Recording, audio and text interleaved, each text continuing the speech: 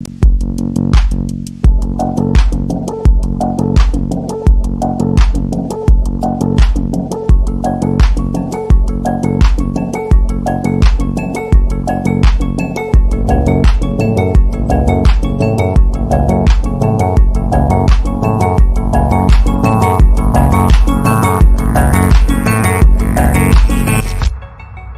time once again for some Midnight's Edge After Dark. That's right, Duck Nation. It is time, as you say, and as Dave Glenn says, yay. Yay!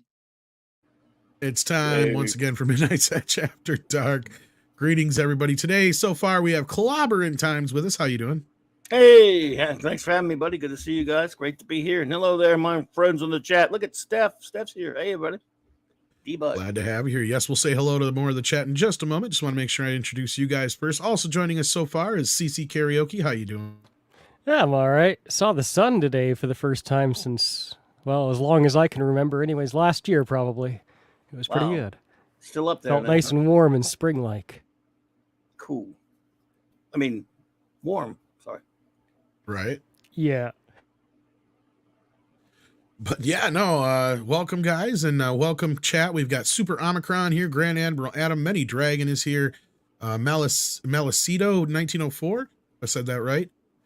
We also have D-Bud Martin swinging around a wrench along with Stephanie, as Clobby pointed out, and we got Blacktron 5000, Joshua Hammond is here, FKH, see if I can talk, 2005, Gareth Morgan, SXHBK, your Orlando Shadow Dragon is here. Queen Elizabeth is here.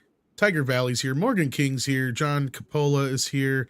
Gola82 is here, if I'm saying that one right. Says we're late. Yes, we are. We were waiting for people. And our guest of honor still hasn't even showed up yet, but hopefully he gets the message soon. But welcome everybody to the show. We're glad to have you. We got something to celebrate today. We'll talk a little bit about that. Not that we didn't already kind of expect it, but yeah. On that note, Satan's Testicle, the incompetent Alex Kurtzman, sends in 35 South African rands and says, read the name and unemployed. Canon reset coming for 60th anniversary. They won't announce SNLW until it's aired. Lower Decks and Prodigy are done. Yeah, this is kind of close to what I'm hearing too, so would be surprised if that's kind of the case. We'll get into that though in more detail. Satan's Testicle says, recently they were saying they had no plans to end Discovery, just saying, this isn't a non-renewal. This is a cancellation. Oh, clearly. And as we said from the start, this was going to be for 5 seasons to begin with. They were kind of bouncing back and forth on what they were going to do with this last one. Now they've decided what was going to happen. It was not going to be a movie. It's actually going to be a season. In fact, I guess they're going in for some more shooting to finish it off. But yeah, that's the top story today. Season 5 is the end of Star Trek Discovery, kids. Yeah. Not that anybody gives a shit. What a shame. This is kind of like a Batwoman thing. It was renewed for reason. Yeah. Very happy news. Sorry, STD fans. No, I'm not. No, I'm not. No use pretending. No, I'm sorry you have to sit through one more season, I guess. That's about the only thing I can apologize for. Yes. Oh my goodness! I'm sure somebody's crying about it out there. Look, I honestly have a good. I'd have to see somebody who actually really has to convince me that they're really a fan of this in a way that actually makes fucking sense. True. Well, there are people who do. I've seen them say it, but like I said, people can say anything, right? But I mean, no, I've never. Look, every brand. Watch it. Yeah, exactly. Right. Sorry, Clobby, but every brand, every IP has that diehard sect that no matter what it is, they'll still stick up for it, stand up for it, say they love it, no matter how bad it is. I guess some people like catching STDs. I don't know. You're right. Look, this thing was doomed from the start. Yeah, you're right. You name it, there's someone all over it. It's the way it is. Oh, for sure. Jay says, at last we're about to be STD free. Well, finally. That's the thing. This show was ill-conceived from the start. Even Brian Fuller's version wasn't even that great. And I've seen his initial stuff. And even the actual script that Nicholas Meyer wrote, despite what they say on the episode, And no, it was different, but it was still headed in a direction that I don't think anybody was going to be happy about. You know, a dead deal for me. As soon as you set it 10 years, you claim it's in the original time zone, but you're setting it 10 years pre-Kirk, and then you have all that ridiculous, contradictory technology, and it might, well, then it's not the same timeline. Go screw. Yeah, doesn't work. And yeah, you're right, Tiger. Some of it's just people have a FOMO problem too. But the defense of it, though, that's not so much it. The defense of it is just that, God forbid, somebody says something bad, right, about Star Trek or whatever IP you want to insert there. Yeah, I have a saying. It's called "Any old Drek called Trek." I mean, there are people, and then that's what, and that's not just. I didn't make that up just because Star Trek it used it that way, but you can apply that to a lot of things. There are cultists in every fandom, as you pointed out. If it's got the label on there, they're going to be like the hogs at the trough. And they'll just take any old slop that's slung at them by the corporation. And somebody who needs one of those kind of fandoms, Script Doctor. Yes, he does. Good evening. How are you doing? No, I'm just kidding. I don't think you'd want those kind of fans. I think you'd want fans that are actually intelligent. I'll take any type of fan. That can be useful. Respectful. As long as they're respectful, yeah. I see you've seen the latest news for Star Trek Discovery Season 5, The Final Infection. And here's everybody's reaction. Yeah. The what-y now?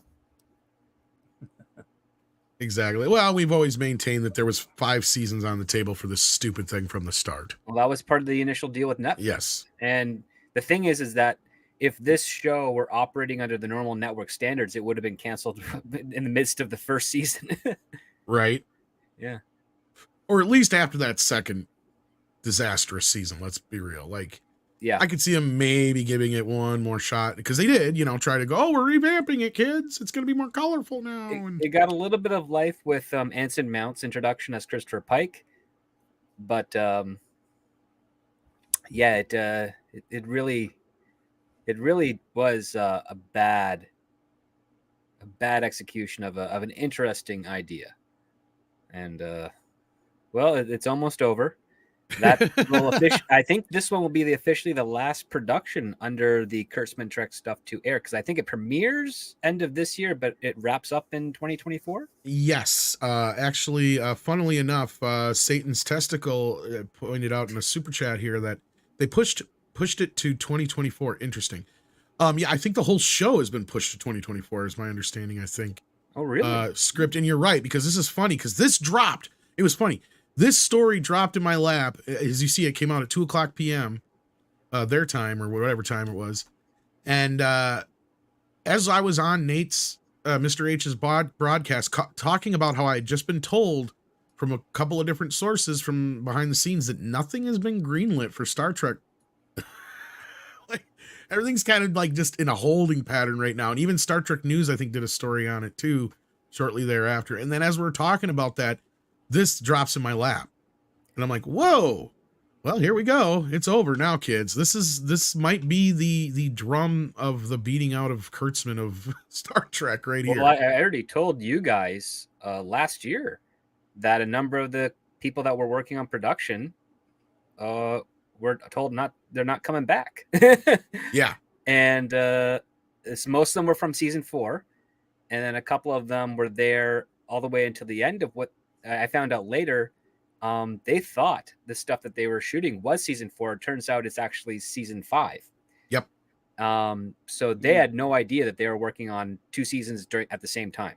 Because there was talk they were going to because they knew they had to do. Here was the thing, and this is my understanding of the situation, because you're right, Script Doctor, and I do remember you saying that.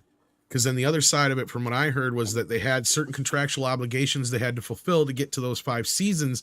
And they were trying to see if they could find a way out of it by shortening this season 4 and then maybe turning what was left into a movie. Because remember, there was talk of a movie for a little bit there, for a Discovery movie. That was why. Yes. Well, that has gone out the window now. They're actually, I just got told from somebody else before the show that yes, they're going back in front of the cameras. I believe in May, which is another reason why it's probably getting pushed back some more, because they'll have to finish it off so it can have a definitive ending to it, I guess, is the whole thing. So it might be more definitive than their initial ending, because they already knew, like you said, Script, that this was going to be the end of the show. Yes. So I'm wondering if they're putting like some other kind of capper Well, they on this did thing. reshoots for this. I remember last November because the actor who plays Saru, Doug Jones, Doug Jones, yeah. shaved his head again for makeup.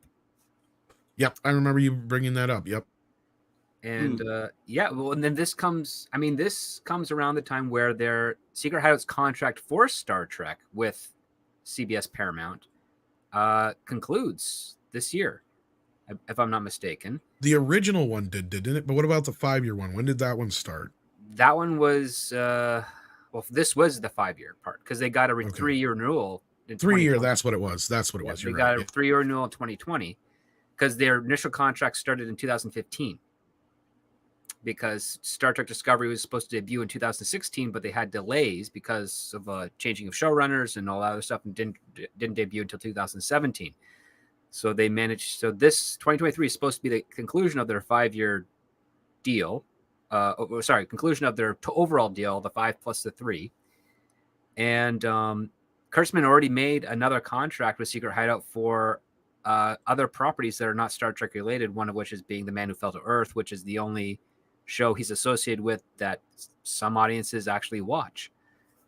And Star Trek Picard, this is its final seasons. Lower Decks is its final seasons. Prodigy, I think, is done as well. And Strange New Worlds, as far as I've been told, is not coming back after season 2. Good.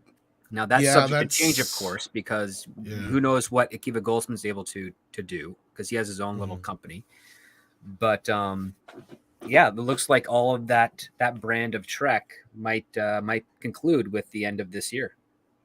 And there's 2 main reasons why I'm hearing this is going to happen.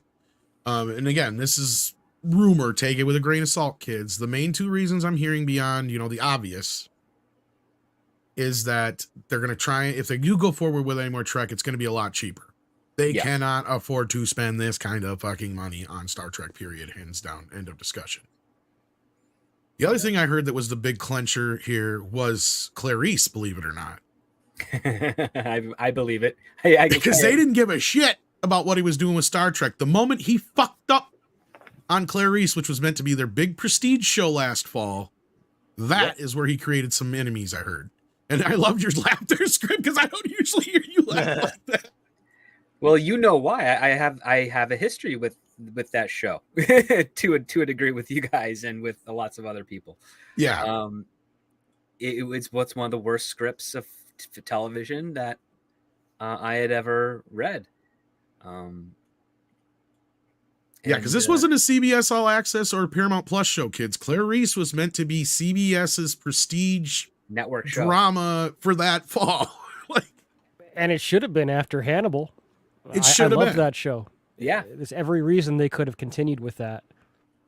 Well, and that's the other clincher there, Cece. It's funny you brought that up because that's kind of where, even though I still have never found a connection as to why Kurtzman would have any problem with Fuller, because I guess one had nothing to do with the other, or they never crossed paths on Discovery. Fuller was long gone before Kurtzman came into the picture. Berg and what's her face, the couple were the ones running the show in between there. Yeah, Gretchen Berg was the middleman, so to speak.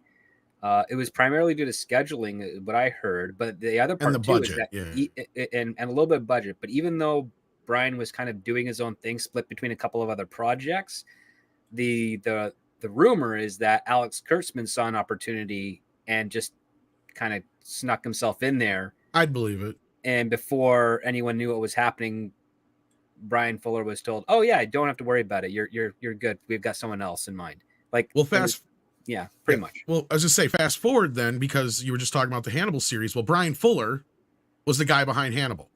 Yes.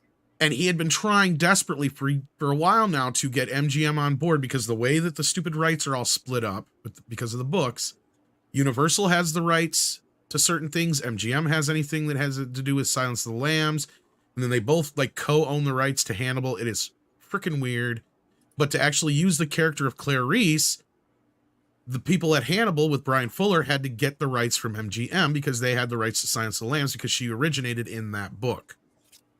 And they had been negotiating, but then all of a sudden that supposedly came to a stop. And then we found out why was because CBS had went forward with this Alex Kurtzman pitch for a Clarice series that had nothing to do with Hannibal. So yeah, it was basically splitting up her story from the original Silence of Yeah. the Lambs and saying what is happening the week, the month or the year after. So yeah, so instead of us being able to actually get a series where the two finally meet, which was Brian Fuller's initial plan, they went with this instead. And I mean, I got to imagine not only is CBS pissed because this show didn't do what it was supposed to do. I got to imagine anybody at MGM who knows that now that ship has probably sailed on Clarice ever joining Hannibal as far as that goes. Well, Hannibal had a lot of issues with it behind the scenes that led to its conclusion. One of which being is that there's some, and I don't know the parties involved. I just know that evidence was found of narcotics on the set and in rented set pieces and things that they borrowed to use in the shooting had been found by the owners when they were returned to them, and that caused a hoopla. And the studio said, "Well, you either, figure this stuff out, or we're pulling the plug." And they never figured it out, so Hannibal had the plug pulled. So that's something that was never reported in the trades. It's all behind the scenes stuff. I know it because I'm well aware of a couple of the people that were like, "Oh, we got this little chest of drawers that we rented out to the thing, came back, and now there's a bag of heroin in there that we had to give to the police." And you're like, what? And it's just Hollywood stuff, man. Yep. That's unfortunate. Yes, indeed. It is, because again, like, regardless of the fact that we joke, like, cocaine and capitalism in Hollywood, the drug issue is really not a huge thing in the actual industry. It's really just for a select few of crazy bigwigs and whatnot. Everybody else would rather knows that you When get I'm lost in that saying stuff, that, you lose your career eventually. Exactly. When I'm saying that, I'm meaning more of the extremism, the extremism, the crazy, excess, let's fuck it, let's do it, kind of shit, the kind of shit you would only come up after snorting a line of coke and stuff. You don't come up with that after a cup of coffee kind of thing. Where they just used to take some fucking chances. And I just kind of equate it more with like that old Hollywood, like of the days of what's his face from Godfather and stuff like that. Evans, Robert Evans and stuff like that. Again, and I'm not specifically talking about how Hollywood should start shooting it up their noses. No, but what I'm saying is they need to get back to that mentality, right? Well, the risk-taking mentality. It's like, okay, let's throw 10 million at this movie. Even 10 million, for a long time was considered a very low budget film. But I mean, it's a low risk thing for, hey, let's throw 10 million at this, see what happens. We might strike it rich. We might not, but we can write it off because it's low budget. Instead, we've got the exact opposite. Hey, let's do this really safe thing, throw 200 million behind it, and hopefully we'll make $1 billion. It's bonkers mentality. Cocaine Bear is a great example. There's a lot of talent out there, and why not scout it out, find it, and and buy into the penny stock, so to speak. Cocaine Bear on the marketing side of things is a great example, but in its execution, it's now a double-edged sword because it's not a good movie. I mean, it's got its fun. It's a novelty. It's fun. I haven't seen it, but I can hear what these guys are saying. Yeah. But the thing is, like, when you have a great novelty. Oh shit, we got Nick in the back. I am so sorry, Nick. Oh hey, Nick. It's okay. Hi guys. I was dealing with some other bullshit while Script was talking, and I'm like, yeah, they're having a great convo, so I'm not going to interrupt. No, Sorry, they were. I was listening. That's why I was not really commenting a whole lot. I was like, you know what? I'm just going to let them run with this because this is damn good. Hi, chat. Hi, mods. And hello, Script, CC, Klobby, and Tom. So, yeah, I'll let you carry on. Sure. I mean, I'll just say when you have a very novel premise that markets itself, it makes the audience jump for joy when the movie is also good on top of that. And frankly, what we have here is someone who came up with a really funny premise based off of a real news article from the 80s. And sadly didn't do anything with it.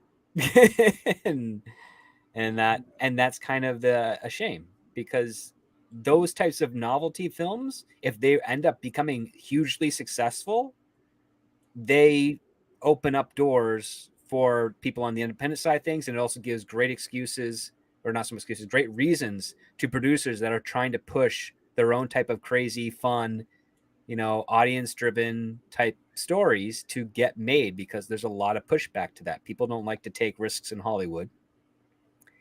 And Cocaine Bear was a great example that could have changed that, but the execution, again, they do nothing creative with the premise at all. It's got its trailer moments, it's got its novelties, and some of the kills are funny-ish. But it's a nice distraction and well needed respite from some of the other stuff that we've gotten over the last few months. Oh, sure. I mean, let's say I appeared in a movie once that was made for $20,000 about a serial killer on a golf course. And okay, that probably wasn't, it had some sound issues, so it probably couldn't have gone into the theaters. But it still is a point that you don't need to spend $100 million or even $60 million or 20 to make a really good film, right? That's you just right. Rent the golf course for the day, and if you got the enough technical talent behind it, it can be really good. Again, if you have a great story that doesn't require a whole lot of, that isn't special effects dependent, but is very much driven by the talent in front of and behind the camera, you can make a really fun, compelling, entertaining movie for a lot less than you would think. Oh yeah, and we've seen some proof of that. I mean, even if these aren't probably the best examples, but you've got like Terrifier 2. You've got the Winnie the Pooh movie. I know there's at least a couple other handful of movies that cost under $1 million that have made a lot of money at the box office in the last few months, despite, what they're all about. There was that other one recently too. I'm trying to think of it, but yeah, I mean, you can do it. It's especially nowadays. Like, that's the big difference is it used to cost a fortune to be able to rent the equipment it took to make a movie. Like Clerks is a great example. It cost Kevin Smith $30,000 to make that movie, right? Nowadays, you can make Clerks with next to nothing on your iPhone, and it would still be in color, right? Like, and you can make it costs exactly, and it can be in not even a third of the cost, and it would look just as good or better, and sound just as good or better, and nobody would know the difference because, like you just said, Script, the development costs alone on film used to be one of the big factors of why there was this separation between the studios and the independents and whether or not a normal person could make a movie. Because a 35 millimeter film camera to rent and to develop that film, even if you're doing 16 and buying millimeter, the film. Oh my God. And buying the film, cripes. Yeah. Well, that was the thing. Kevin went to school for film in Canada just so he could get the card so he could go buy the film on discount. He dropped out of school, but he had the card that said he was in school, so they would honor the discount. You know what I mean? Like, yeah, that's how expensive the shit was. Did all that stuff. I've had those cards, and I used that right when film was disappearing, sadly. You could also go to Kodak, and any of the stuff that didn't meet standards, but was like they had like maybe 2 or 3 feet where a couple of frames on them, negatives were bad, but the rest was good. You could get those for dirt cheap. Sometimes they just give them to you for free. And then you'd have to kind of like cobble it together, chop off the defective parts, cobble it together into a proper 10-minute reel, lock it into your camera and go shooting. And you had to make sure that you had a perfect takes with every single one, because it's 10 minutes of footage that you get. And you can't go back over it, really. it's not good. But I remember those days. I kind of miss those days because they're exciting, and you had to make sure everything that you were doing was exactly as it needed to be. With the digital, you can take a few more risks. But yeah, man, like I remember even sitting in on an interview with Mel Brooks when I was a student. He did an interview in front of my class, and he was talking about like how, yeah, we made this movie for $1 million as a joke. And then he went on to say, yeah, for $1 million, you couldn't even make someone opening a can of tuna in 3 seconds. That's how much all that stuff costs back then. So it's really, really very telling. Yeah, Shanatsky says with $2 can confirm equipment costs, still need a good crew. Yeah, on top of it all, plus, you have to have all the crew. And that's the thing is with digital now, that cuts a lot of that out too, because you don't need as much lighting and all that kind of stuff as you used to with films. So that has changed as well. But Satan's Testicle says, Script Script Man Who Fell to Earth was canceled. Yeah, Man Who Fell to Earth I think got canceled as well. I thought it got a That second was- season. It has a second season already shown though. I know the first season did.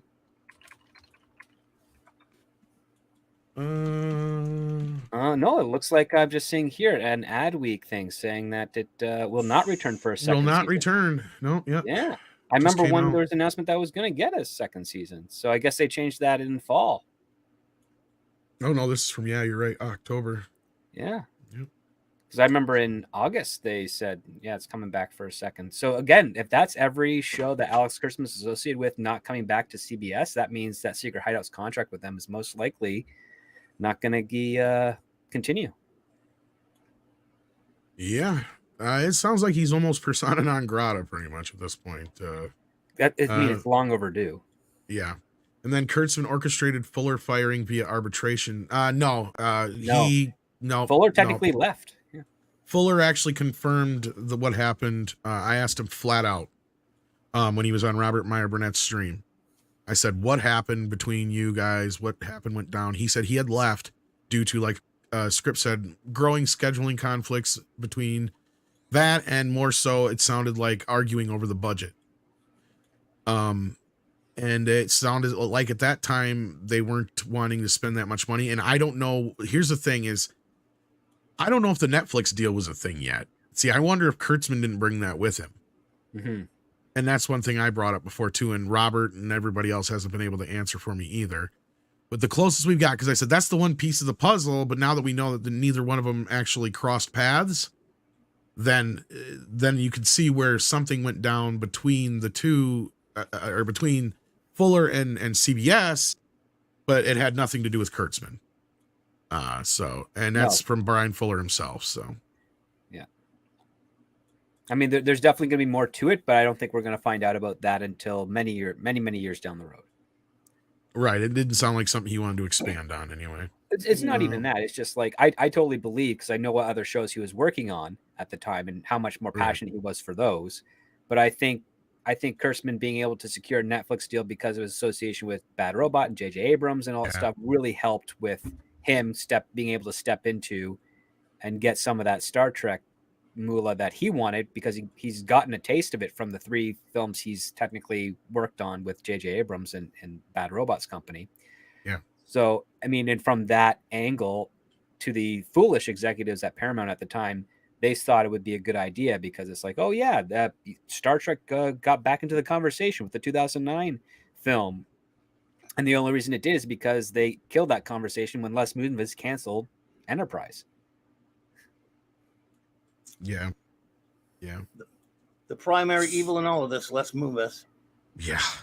Well, I liked Enterprise a lot. I'll be honest. So that I one loved. hurt. I did too. I loved Enterprise. That's what It was just really hitting such a stride too. You know, it figured out I think what a fifth show season should have been in the 4th season. That's when it really figured out what it was supposed to be. I don't actually agree with that, but it's a long argument. But I think the 4th season was great, but there were a lot of good stuff before that as well. But Well, the biggest Long thing argument. with Archer is that he's written as a character that he's not going to risk losing because he can't, which is weird because it's like it's not really a character attribute. Like, can't agree at all, but it's a long fight with Archer. I can't get into that when it's been fighting the Archer fight for a long time. No, I mean Archer itself, the Scott Bakula is perfect cast for it. It's just some of the situations they throw him into, kind of like what they do with Janeway, where you're like, is that really consistent with what we were really informed of Archer throughout the rest of the series around these particular moments? A good debate to have, but yes, for another time. We should talk Archer sometime. I've only seen the first 2 seasons, believe it or not. I fell out when it got into the war shit. But everybody tells me it got better after that, which is weird. I actually like the first 2 seasons more because it feels like more like they're just down the first ship starting out. They're having more. It's a clunky adventure because they don't know the first ones out there, feeling their way around. There's no rule book. There's no set book telling people what to do as far as exploring space. I like that aspect of it. There's some good stories in there. The Xindi arc story, I wasn't too thrilled in them having a whole season arc like that for the war. There was some good standalone episodes in there, though. I wasn't a fan with the blatant comparison to the 9/11 stuff with the Xindi. I thought that was I thought that was kind of poorly handled. Yeah, the whole temporal Cold War was kind of a mistake. There've been a lot of mistakes, but there were a lot of good standalone episodes. In my opinion, the biggest mistake they made is calling the first ship Enterprise. They didn't have to do that. I know why they did it, but they didn't have to. As much as I love the show, it was a mistake to do a prequel. I mean, in other words, I can contradict myself on the one hand saying I love it and saying it was a mistake to go that route. Perfectly. I enjoy it too, but I don't look at it as a prequel. I look at it as a sequel to First Contact. Well, I'm just saying. There's one way of looking at 100 years before Kirk.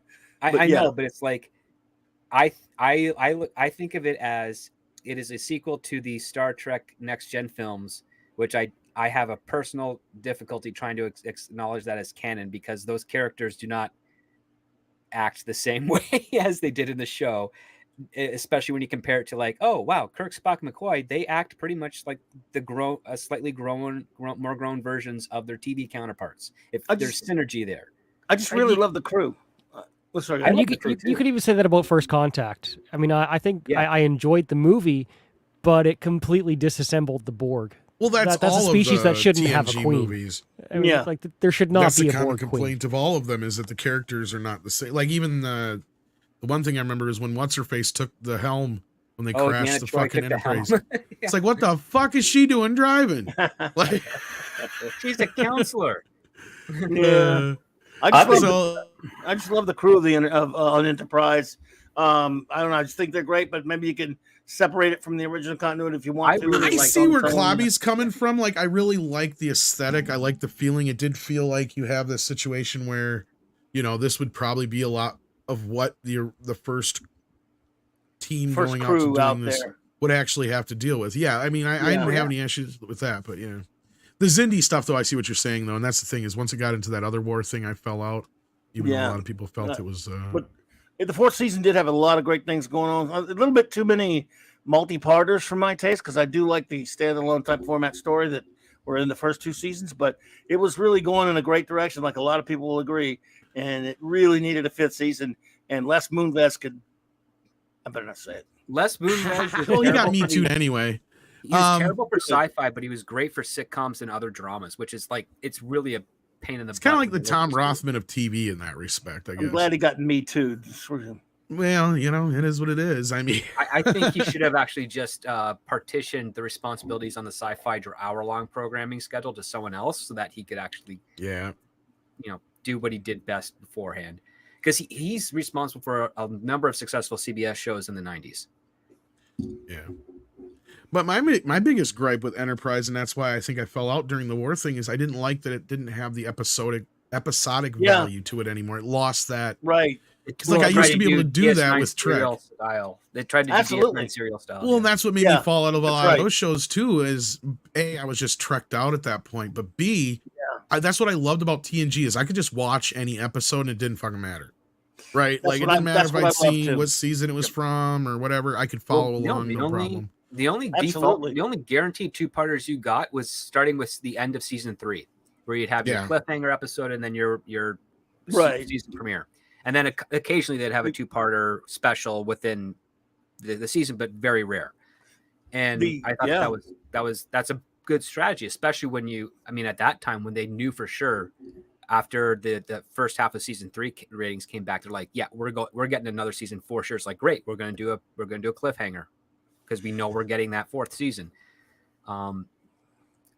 Absolutely. I'm a big which is fine from time to time, but I don't need this overall arcing story all the time. Me either. Right? I can't stand it. It doesn't fit in Star Trek. I'm absolutely look. The best that's Xindi season 3. The best episodes of the season were the standalone ones that got away from the story arc. There's some really zombie good ones episode. In there. No, not that. No. There's the kidnapping of the Tellarite episode was not bad. That was the second season though. When he who can forget about dune buggies? I look at it like at the TNG films and Enterprise as a byproduct screams to me that this is kind of like a parallel dimension in Star Trek because the Enterprise went back to preserve First Contact where originally they didn't have to. I like to think that TOS and TNG are part of that that core timeline where Zephyr Cochrane, he finds an alien entity, he lives paradise on a planet somewhere else, and Kirk and Spock find him, young man. He's like, okay, we'll just keep your secret, bye-bye. And that's where it is. And that type of stuff. But that's I feel like as soon as the movies, because Generations has got a huge slew of problems, and all the TNG movies. First Contact has great music, and I mean, yes, being able to see the meeting of Zephyr and the Vulcans, that's a very beautifully shot, huge meaning of scene. You don't need the Enterprise crew to witness it. It's just no. But and then don't get me started on Insurrection and Nemesis, because Yeah. Nemesis was them trying to do Wrath of Khan. It's funny. Remember when TNG fans of the show script would complain about a lot of the things you're just saying, like they didn't think the movies were really that in character with the series. Yep. And then now we live in a time where they're going to getting the same thing in at least the first 3 episodes of Picard, and they're fine with it. They don't care if it's pew pew like the dumb movies. They just want to see them, and they're not going to be too discriminating. They're not going to be very discriminating about how they get it. I see where you're coming from, Clobby, but I will say it's better than most of the TNG movies so far, probably. But it is, because they're trying desperately to get terrible. closer. They're trying desperately to get closer to the TNG characters, but they're not. They're not quite there. I don't think. Saying, there's too much baggage. They're just going to be movie. It's just going to be too movie-ish. My point is, I don't think it's better. It's just going to be right now. We're at a point where people rightly criticize the movies for being not enough like the series. Now they're going to settle and then go, as long as you just like the movies, and no matter how bad the story is, we're going to stop it up and we're going to love it. Just because they're getting together again doesn't matter how bad it is. That's the way I see it right now. Well, my part of it on that, and I get argument, and I did get exactly where you're coming from, Clobby, but also at the same time, I was like, this is what they should have started with to begin with, because this is what anybody really kind of wanted, and that was get the crew back together for one last adventure. I don't care if it feels like a TNG movie. I even said that myself at that point. No, you're right.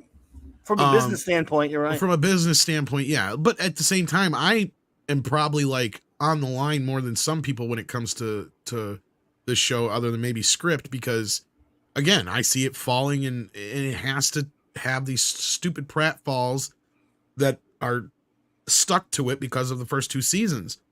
If they had found a way out of those first 2 seasons, I agree that most people would be a little bit more on board with this. Maybe not to the extent where, like you're saying, like you'd still probably be like, yeah, this just isn't quite Trek yet, but at the same time, outside of those few times where we cut to Raffi, or we were reminded of the one time that he said, that he's told that he has synthetic skin.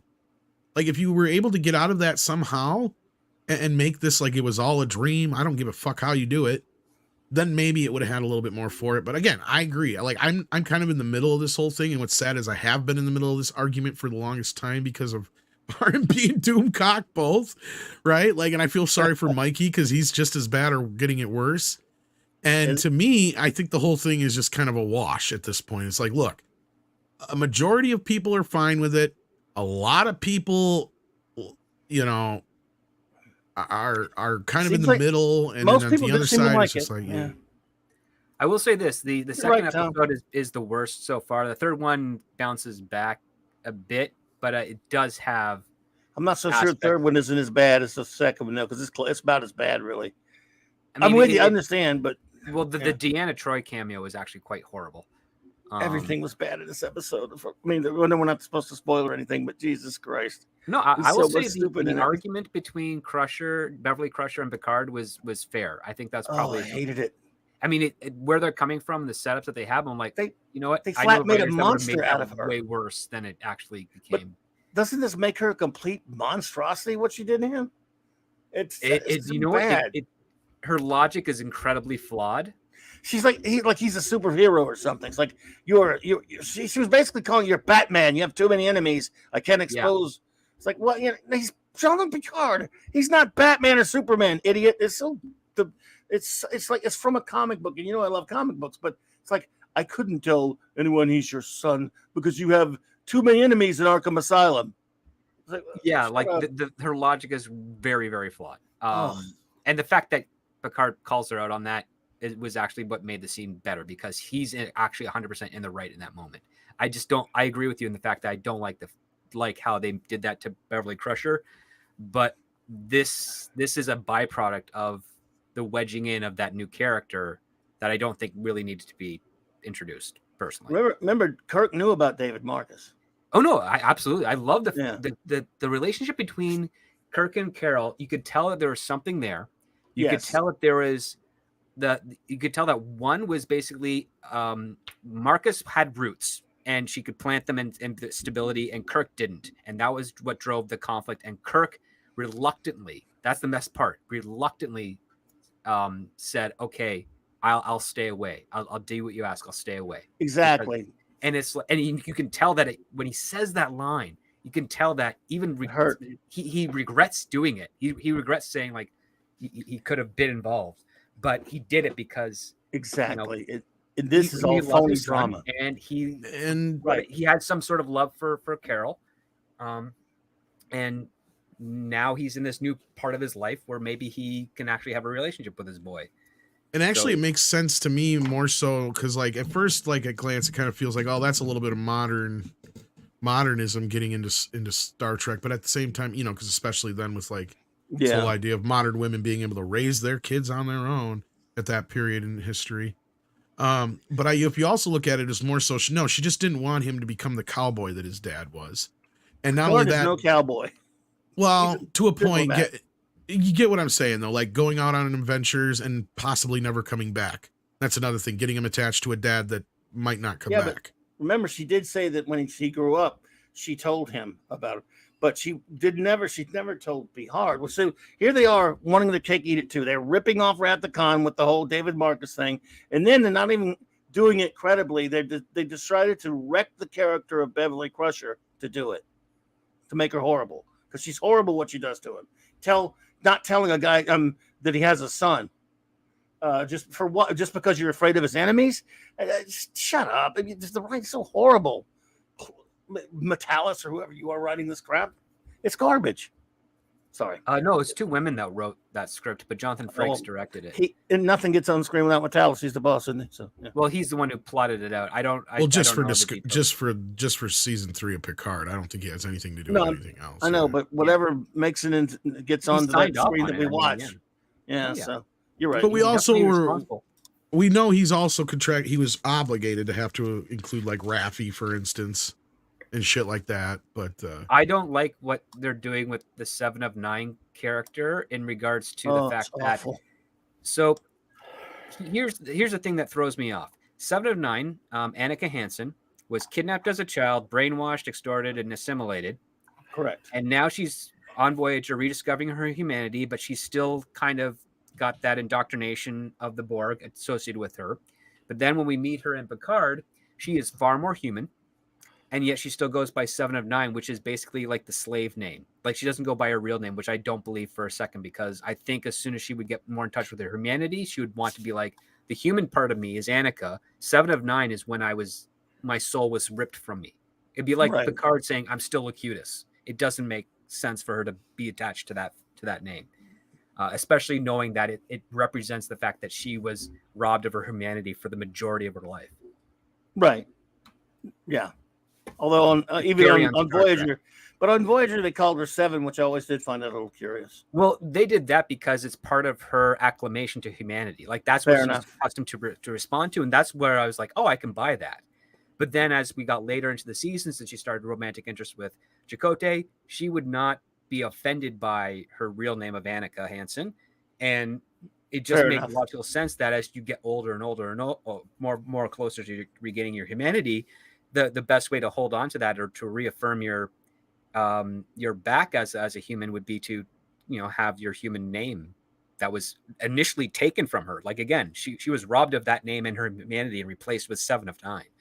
So I don't know why she would ever want to hold on to that part. It just feels very un-Star Trek-y. Everything about this is not Star Trek we're talking about. This is just still, I don't care. Kurtzman Trek, no matter what. Even I don't care if they claim he had nothing to do with the season. It's all the same stuff. It's not like they're contradicting any of the garbage that went before. They're going to run with it. Now I haven't seen it all yet. Remember, it's only 3 episodes, so sure they're going to really turn things around next week. Maybe, I don't know.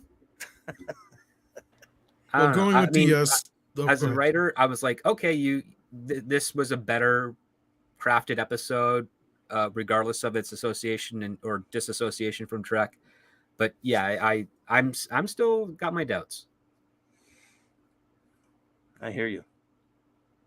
And moving on with the super chats, Satan's Testicle also says this means Lower Decks and Prodigy will air first, as will the second season of Strange New Worlds. So yes, technically what you're saying here is, as far as I know, true, is that season 5 will be the end all be all of this. And this is kind of where I know you had said this to Satan's Testicle, and I'd heard some similar things, and that is that there will be a shakeup or a reset of sorts after this. It may only be done in a comic book, but it is going to happen. It will basically delegate this whole universe to a subsect, like outside of Picard anyway. I can do it in 6 episodes. I found a fan theory I really loved last week. Someone who figured that all of Kurtzman Trek takes place in Moriarty's cube, the holographic cube. That's right? what I was thinking, but that'd be a great one. They may deny it in Picard season 3 at some point when the character comes on. I would be surprised if they would actually go so far as to not trash that theory in some way or shape or form. But even just a subtle nod that says, this is its own thing. The idea behind that theory is that all the characters are warped because they are colored by Moriarty's perception of reality. All of the universe is. That's something I could buy into. Doesn't mean that I would like Kurtzman. No, I hear you. But also, the could cube at least, is a copy of all known records of Starfleet and explored space, virtually done in that cube, so that Moriarty could go from planet to planet and explore everything that the Federation has already explored or has that relationships with. So there's literally a mini universe inside that cube for Moriarty and his spouse to travel with, and all the characters of that time would be there as well. You'd have copies of Picard, you'd have copies of everyone in Starfleet that's on record at that time. Even if you'd have copies of, I guess, did the Moriarty episode happen after Riker met his transporter clone? Because if that's the case, the transporter clone would be in there as well. Got his what now? When Riker meets his transporter clone. That was before. It was before that one. The last Moriarty episode, Ship in the Bottle, I do believe was before that episode. Oh darn. Okay, yeah. So then, could be have it backwards, but I think it wouldn't be part of it. But yes, you'd have lots of other characters that'd be on record in the Federation would be a part of that simulation that Moriarty is traversing. I mean, all they would really technically need to do is to not explain how Moriarty comes back in Picard. Just have him show up as an antagonist, as he was in the preview, right? If they don't actually explain that he's come out of the cube somehow, then you have a path to that explanation, right? Yeah, I mean, my theory with regards to this season is that Lore, I think, is trying to resurrect his brother Data. That's my theory. Because his Data's memory is in B4 from Nemesis. Yeah, could be. And we know Lore is in this because we've already seen shots of him. So that's one called him theory. Lore. Yeah, that's right. Yeah. Well, we shall see. Let's see what else the chat's saying. Oh, go ahead, Cece. No, I was just say, however they do it, whether it's subtly or really in your face, setting it aside is the right move. It's just a matter if they have the smarts to do that. Oh yeah. Well, here's the thing that I can do. I can actually, in an original Star Trek story that's unconnected to anything before, I can easily define and partition all that Kurtzman Trek stuff into its own universe in 6 very entertaining isolated episodes. Technically 1, but the 5 before that would just be other things establishing just the nature of what the universe originally was before we get to that point. But yeah, I've got it. And then we got Michael McLeod here. Thank you so much for the very generous $10 super chat. It says, about damn time. Discovery shouldn't have had a season 1 in the first place. Yeah, we all said the same thing. Yeah. Maybe there's some more hope for Trek in the future. Well, we can hope.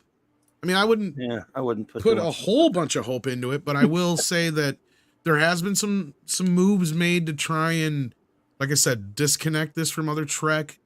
Clearly there's a separation. They have like classic Trek labeled classic Trek on certain things, and we'll have to wait and see what they come up with in the next few years after this. I think it's going to go on a bit of a hiatus. I know JJ is desperately trying to get a Star Trek 4 off the ground. In fact, that kind of leads into our next story here. In a bit. Which is, you can almost set your watch to it because it's what, Yes.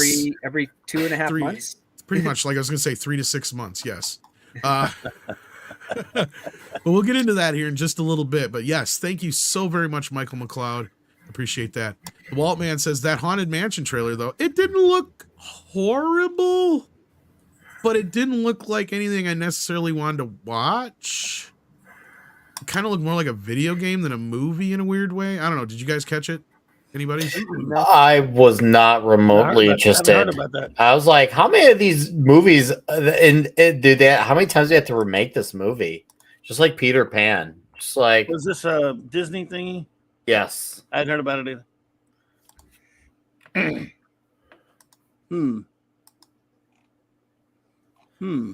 Yeah. I'm not aware of it. Yeah. I did watch it. Like I said, I know we've already had the one with Eddie Murphy, and I think didn't even do like a TV Haunted Mansion movie at one time too. Do something. Yeah, he did. He did. Well, no, something. somebody else. I think they did before that one. I think it was like a Disney Channel original or something like that. Mhm. So this what my point is this is like their second or third attempt at this now, and this is what they're trying to do. They're trying to create another franchise off of one of their rides, like they did Pirates of the Caribbean, but it ain't gonna happen because Pirates of the Caribbean has potential for a franchise just because the rest don't. I don't see Small World the movie happening. Haunted Mansion works as a play, or as you go into a haunted mansion and you yourself are role playing in it. Yes, but like on a level of like watching it as a movie, if it's not going to be, that's the thing, because it's Disney, so it's not like they're really going to do anything scary, right? Like, and you're going to find out at the end that all the ghosts are really nice and shit like that, and it's all misunderstandings and stupid bullshit anyhow. So whatever, like. Nothing in this is screaming to me that I need to see it. It's the kind of basic concept that can be amazing if you have really good talent behind it and a script or even just sort of ad-libbing and you got people in a haunted mansion. Shenanigans ensue. Christian's right. I think I was thinking of the Tower of Terror movie with Steve Gutenberg. I think you're right. Yep. Steve Gutenberg, there's a classic. And Uber B Man says the Eddie Murphy one was fun and family fun, nothing too deep, and I expect the same here. Like it's not something I'm going to really get into. I just don't see the franchise value in it, or I don't see it materializing out of it. That's the thing. They want everything under the sun to be a franchise. It's like nothing can stand alone anymore.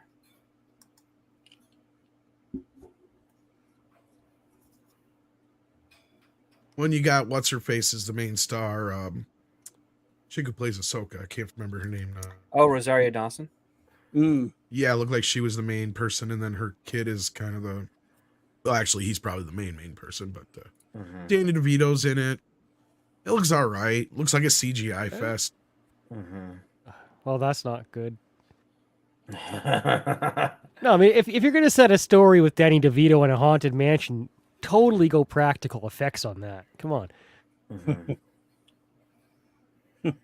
Yeah, I got nothing else. Why not shoot it in the haunted mansion? I mean, oh yeah, literally. I mean, it kind of helps with synergy there, but anyhow, set's already built. Yeah, exactly. Jaeger's low over at Disney World right now. Yeah, you could have shot this over COVID and nobody would have noticed.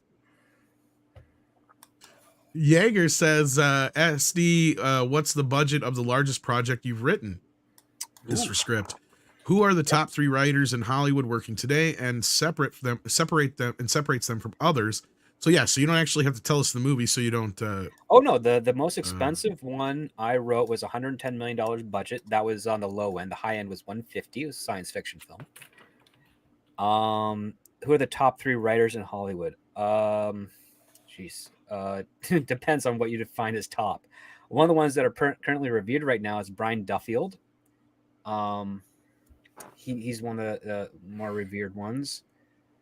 I can't really think of any others at the moment that are taking as many risks on the screenplay side of things as him at the moment. And that's one of the reasons that sets him above is that he writes very He writes interesting concepts and he executes them incredibly well. But he doesn't have a whole lot of credits to his name because he doesn't rush any of his work. And that's kind of what separates him from the rest and gets him into a lot of meetings. And he also has a lot of clout. So if you've ever worked with him before and you got along well and you have something that's of great interest, he'll push it to help you get it made. But then he doesn't come in and hold your hand and walk you through stuff. He lets your own merit speak for itself. He's one of the reasons why we got Cocaine Bear, and also one of the reasons why it's not that great, because he did not help his friend who wrote it make it a better script. He's like, no, this is a good idea. You should run with it. And just don't screw it up is basically the rumor that I heard. And so you can thank him as an ancillary participant in getting Cocaine Bear made, because he hooked him up with Lord and Miller, which caused the movie to be get support in production, and now we saw it like 2 weeks ago. And did you say 3? I think that was only 2. I only know the one top writer right now. I can't think of any other names. 3 is really hard to do in Hollywood. So would you throw Taylor even though he's mostly television? Well, would you just throw him? Taylor is not really. Taylor's not really Hollywood. He's a decent writer, but he's doing very basic soap opera stuff. He's none of the stuff he's doing is really risky. It's successful, which is different than top. I mean, again, it goes to define, like, Jager, what's your definition of top 3? Like even the best, even if you want to say best 3 writers, again, that's really hard to define, because in Hollywood, the best really just means the most popular. And the quality of work is different. Taylor Sheridan is on the TV side of things. He's right. And I mentioned how to milk the drama. He knows how to milk the drama, but again, his female characters are pretty badly written. 1923 I like a lot, but it's definitely written with a hindsight of the past. There's some monologues by certain characters that there's no way in hell they'd ever be that aware of what's going on globally. Fine, we'll give number 3 to Quentin Tarantino. Just give it to Quentin. Tarantino's okay, but he's a dialogue guy. He's not. He can do whatever he wants, though. That's all that matters. And as far as that he's goes, earned enough to do whatever he wants. Yeah, absolutely. He's only going to probably make one more movie anyway. So, and I still say, like, Once Upon a Time in Hollywood was one of the greatest movies we've had in the last 5-10 years. Easy. I can't wait to see his Western show that he did. Yeah. I'm pissed they took down Hateful Eight Extended Edition on Netflix too. Jerks. We could buy that. You were able to buy that on physical, though. No, not just the theatrical version on physical. Oh, they didn't even do the extended on physical? No, it was like, and they might now, because I think that's what it was like an exclusive deal for Netflix, but now that it's down, almost all of Tarantino's movies have been announced for 4K, except for like that one and Django and a couple other ones. So I wonder if they're just not going to release that as on disc now, finally. Maybe the 4 or 5 years or whatever have wore out on the license. But then Satan's Testicle says, we got this one already, didn't we? But yeah, so thank you for that. Lord X Prodigy will air first. As will Strange New Worlds, I believe, as well. And then EVA Unit 4A says, STD, the first to fall, good. Also, please explain why Iger consistently gets in KK's way if she's the loudest virtue signaler in Disney. The cause of cancer, #without respect, we reject, go broke, go woke, go broke. Well, this is because he was there when she fucked up Star Wars, and he took the blame. There is an article that kind of signifies this. I think it was Variety, where he basically said, and this is where they pulled that quote from, he said, now with Star Wars, the buck stops with me. Oh, yeah. I take responsibility. Well, the thing is up until that point, he and Kennedy were on the same page. They were thick as thieves. They were and they were working well together. They got George to sell. And then when the decisions that were made and the results hit the pocketbook of Disney, that's when those two began to separate. And then he gave her this. He's like, here, go distract yourself with this blood and bones bullshit. And he had Favreau and Filoni kind of basically running the boat.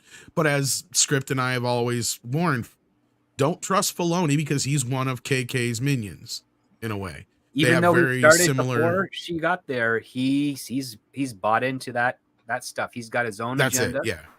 and he's working to do his own stuff. He's said some stupid things over the many years, and even stupider stuff within the last 48 hours.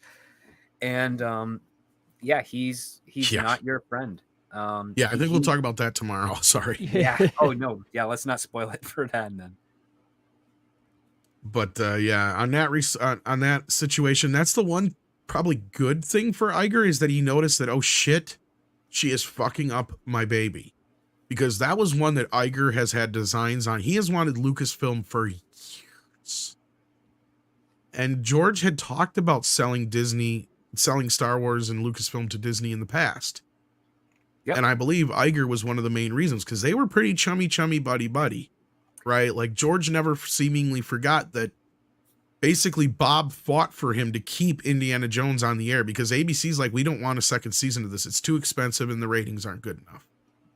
But Bob insisted that they needed a good relationship with George Lucas. And because of that, he knew that that was his in. And he used that and all, their friendship over the years to sucker him into selling to Disney. And he knew that George wanted to sell to Disney.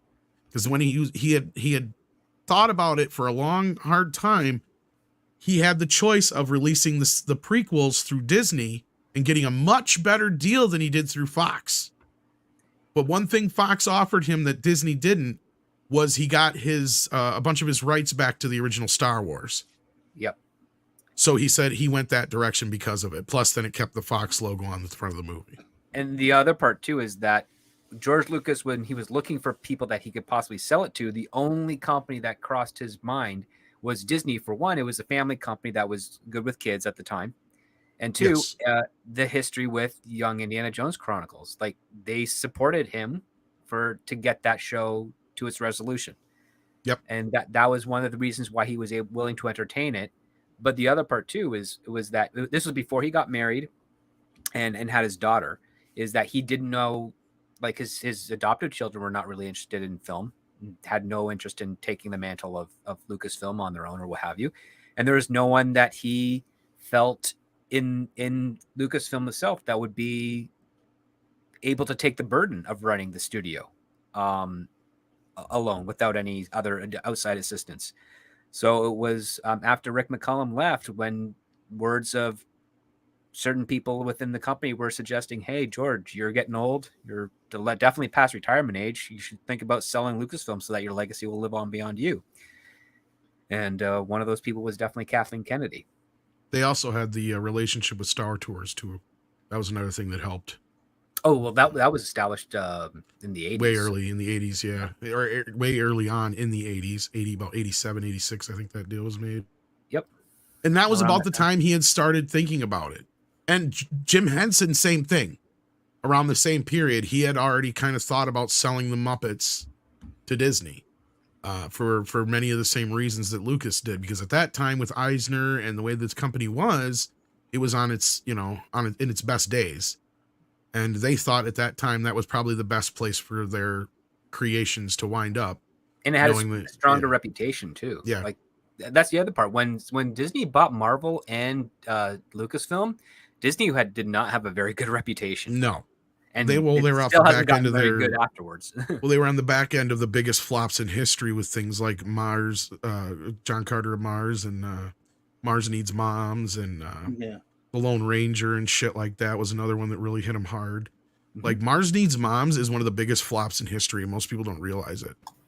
I forgot that was a thing. It cost like $250 or some $1 million and only made like a few dozen $1 million at the box office. I think maybe 30 total. So that sucker cost them a lot of money. Mm-hmm. But yeah. And they also screwed up with the Tron franchise as well. Yeah, well, which that got new life. Yeah, that had some life in it, and they fucked it up. Satan's Testicle says Nemesis had a solid cinema score and higher than Insurrection, just slated between Die Another Day and Lord of the Rings 2. Well, the other problem was it was a clone of Wrath of Khan. Yeah, with an actual clone. When ideally, with an actual clone, ideally, it would have been far better. Oh shit, we lost CC. Oh, hopefully it'll come back. It would Yeah, be far He'll better be back. if they brought back Denise Crosby as her Sela character. That would have been a great movie. because she's part of the Romulan Star Empire. And if you wanted to do a Romulan story and you wanted to have someone who's in charge of Romulans, Denise Crosby, she's right there. She still acts. She also directs. She knows the character. You have that connection to Picard, a very intimate one, where Picard saw her almost as a daughter.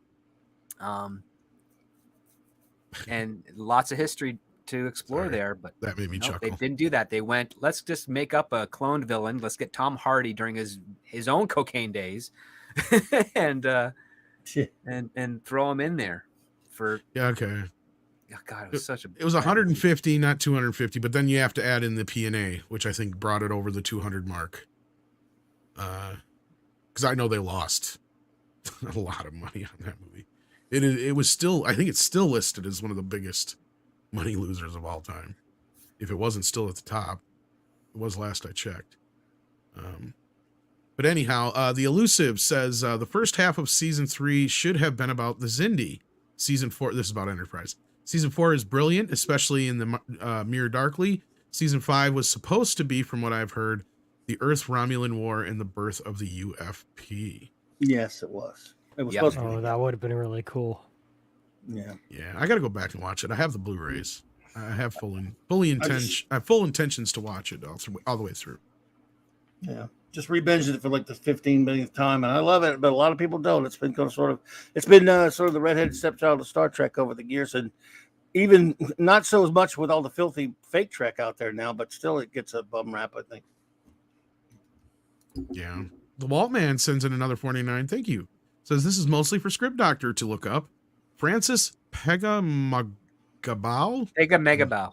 Pegamagabao. Sorry. Yeah, and the 401 Tactical Fighter Squadron, Canada's history in World War I and II. And I'm assuming you probably already looked it up.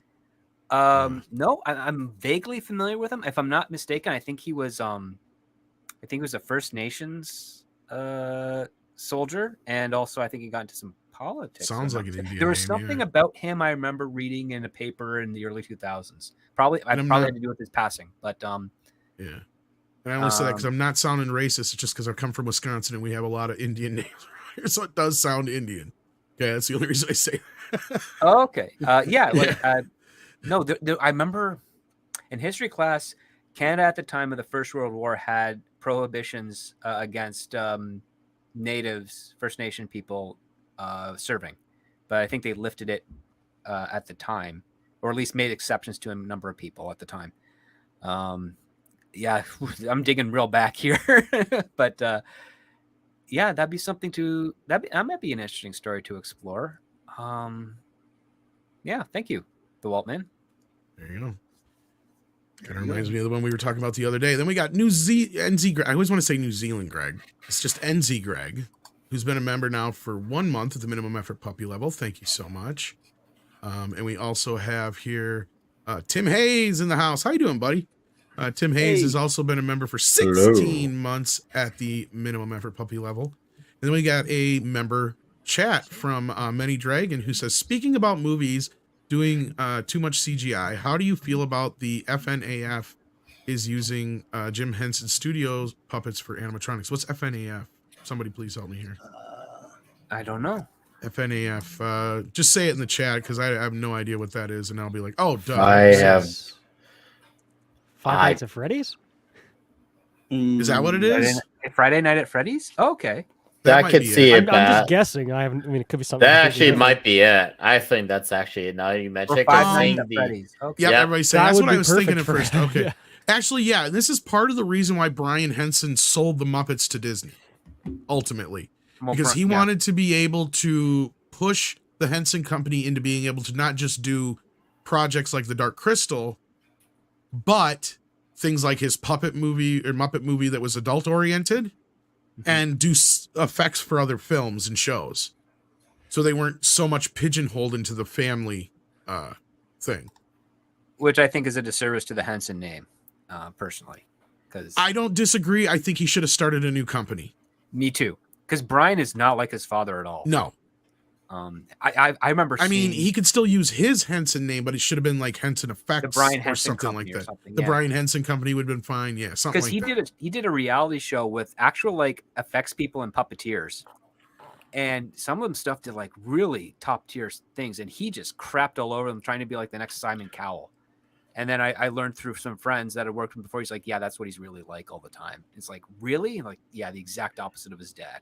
Like his dad would criticize things, but he'd be like, I see where you're coming from. This isn't working here, but let me show you what I learned, and then work with them and get it to where it's supposed to be. Brian was the exact opposite. Yeah, I don't think Brian is happy in his job. I think I've never seen Brian as a, what do I look at this as a guy who's actually, I mean, he's a decent actor in the few performances he's given through some of the puppets, but I think his thing is more into the mechanical, technical side of things. Like he really tapped into that side, because and not only that, because like he was the one who pushed for them to work on TMNT. Yeah. And that is what experiment with the remote to control. Exactly. I was just gonna say, and then that got him to the next level, which got him to things like dinosaurs and things like that. So like in that respect, he's like his dad, but in the other side of things, not. Like Happy Time Murders shows you, like as much as I laughed my ass off at that movie, I know it's a bad movie, right? It is not well written. It is not something that any of the Hensons should technically be involved in. It should be a parody of those things. And having him involved in it muddies that line, unfortunately. So I get exactly where Script's coming from. He should have started his own new company, sold off what he could to certain aspects of it, maybe kept doing like the Dark Crystal stuff as another separate entity under like the actual Henson company. And then, like Script said, started his own company for special effects and new projects. Because, yeah, I see what he's saying there. It's not the same place. It's not the same mentality. Jim Henson had a set of morals and a set go ahead. He had a set of morals, but the thing is, like, he would do dirty stuff, but he'd do it in such a subtle way you didn't realize it. Like, when it wasn't his SNL sketch that he did with the puppets, and with the Mighty Fazad and all that stuff. Like, sometimes they're getting pretty edgy there, but it's something that you could still get away with showing your kids, and they would enjoy the puppetry and the obvious slapstick jokes, but they wouldn't get any of the dialogue or the. Well, and I didn't mean it necessarily like that. I just mean that he had a standard, I guess, for the storytelling, as well as the special effect going with it, I guess, is what I'm trying to say. That he just doesn't have. I mean, again, he can act like he's great as Hoggle and certain other characters that he's played. Mm-hmm. And he's got a great eye for technical stuff. And like I said, I'll never take away from him for him being able to make Ninja Turtles happen. And that did help the Henson Company get into the next step of evolution of special effects. But I believe he should have used that as a spring pad. I believe you're right. I agree. And thank you, Many Dragon. Anybody else want to say anything on that before we move along? CC? I just want to see more Ninja Turtles in that old style. Yeah, honestly. me too. The fact that they could do it now with, like, the technology is so much smaller, they could do it now, and it'd be a lot lighter on the actors, but you could still keep the dimensions the same. Well, which is why I felt was so stupid in that when they did the Michael Bay ones, they literally have them in leotards and a big, huge shell on their back and stuff. I'm just sitting here thinking, you might as well just went the extra step, because they had the headgear on too for the motion capture shit of the eyes and all that stuff, and for the mouths and everything. So it's like, you might as well just put them in fucking costumes at this point. Like, you got all that shit on them. Like, how is that any much more uncomfortable than being in one of those outfits? Like, I don't understand. And you're going through all this trouble for what? I don't know how much budget it would take to replicate the original trilogy. I mean, I can't imagine it would be incredibly huge, and it would be a moneymaker if it wasn't. Well, Brian, and that's where you got to give him credit too. He did they did it for like nothing. The Jim Henson Company did. Like all the money they got went directly into research, development, and actual building of the shit. I don't think they made one dime off that movie. The second movie, I think, is when they finally got a payday. But that was the thing. And then New Line decided at the third film they didn't want to pay Jim Henson Company prices, and went with the Kyoto brothers, who were already busy on other shit. So that's why the turtle costumes look like absolute dog shit in the third film. Because normally the Kyoto brothers do good work, but they have already said basically the reason why is the only excuse we have is we were so preoccupied with other things. There's a lot of people who would storm the theater if they went back to that. I mean, Yeah. I don't know. I don't know it would make $1 billion, but I mean, there has to be a way to profit off of that. Yeah. And for those who may wonder who the Kyoto brothers are, they're the ones who designed the original Critters, did all the Critters stuff up until the new shit. Killer Clowns And they from Outer also did Space, Killer right? Clowns from Outer Space, or their bigger thing that most Team people know. America, Yeah. right? They worked on Team America as well, and they also did the effects for Ernest Scared Stupid. In fact, they reused some of the Killer Clown stuff for that. Oh, wow. Yeah, the main troll is like one of the Killer Clown masks reconfigured. Yeah. Wow. So they could fit the same armature underneath it, basically. And then Mr. Buttcrack Media sends us a pooper sticker. Thank you so much. We appreciate those, even though they are pooper stickers. Blacktron 5000 became a member. Well, thank you so much. Let's see what level he became a member at so we know which video to give him. Assuming it's a him. I'm sorry, I don't mean to assume anybody's gender, but, you know. I'm just going to take a guess. And then Maximum Effort Puppy is the level, so let's do that. We've got a Maximum Effort Puppy here for you. Thank you so very much, Blacktron 5000. There we go. Look at him strut when he's done there. And then on the note of Jim Henson, Tiger Valley says, do you guys believe selling the Muppets ended Jim? Well, no, Jim passed way before the Muppets were sold. But he was already kind of trying to figure out what to do with them. Maybe because he knew his kids weren't going to be the right people to handle them. I mean, Script may have a point there that that his dad already kind of knew that Brian just wasn't going to have what it took to handle the Muppets. Although arguably Muppet Christmas Carol is one of the better Muppet movies, and Treasure Island is too, and he had a lot to do with those basically, but I mean, almost everything to do with those. I love Farscape. And Farscape is another thing that has kind of a Jim Henson feel to it, but yet a little more adult bend. I mean, it feels like he kind of understood what his dad used to do, but then he never quite adapted to it. I don't know how to put it, but yeah. I think what ended Jim was the pneumonia, sadly, that he got and didn't get treated. That's what happened. Because he died in 1990, was it early 91? I think it was, wasn't it? Yeah. He died just shortly after they finished. In between the Ninja Turtle films. Yeah. I think they finished wrapping principal photography on Ninja Turtles 2, and then he got sick and passed away while they were in post. I wasn't even sure if he had anything to do with it. was dedicated to Jim, right? If I'm not mistaken. It is, but I wasn't sure if he actually got a chance to work on it. That was why I'm trying to remember when he died.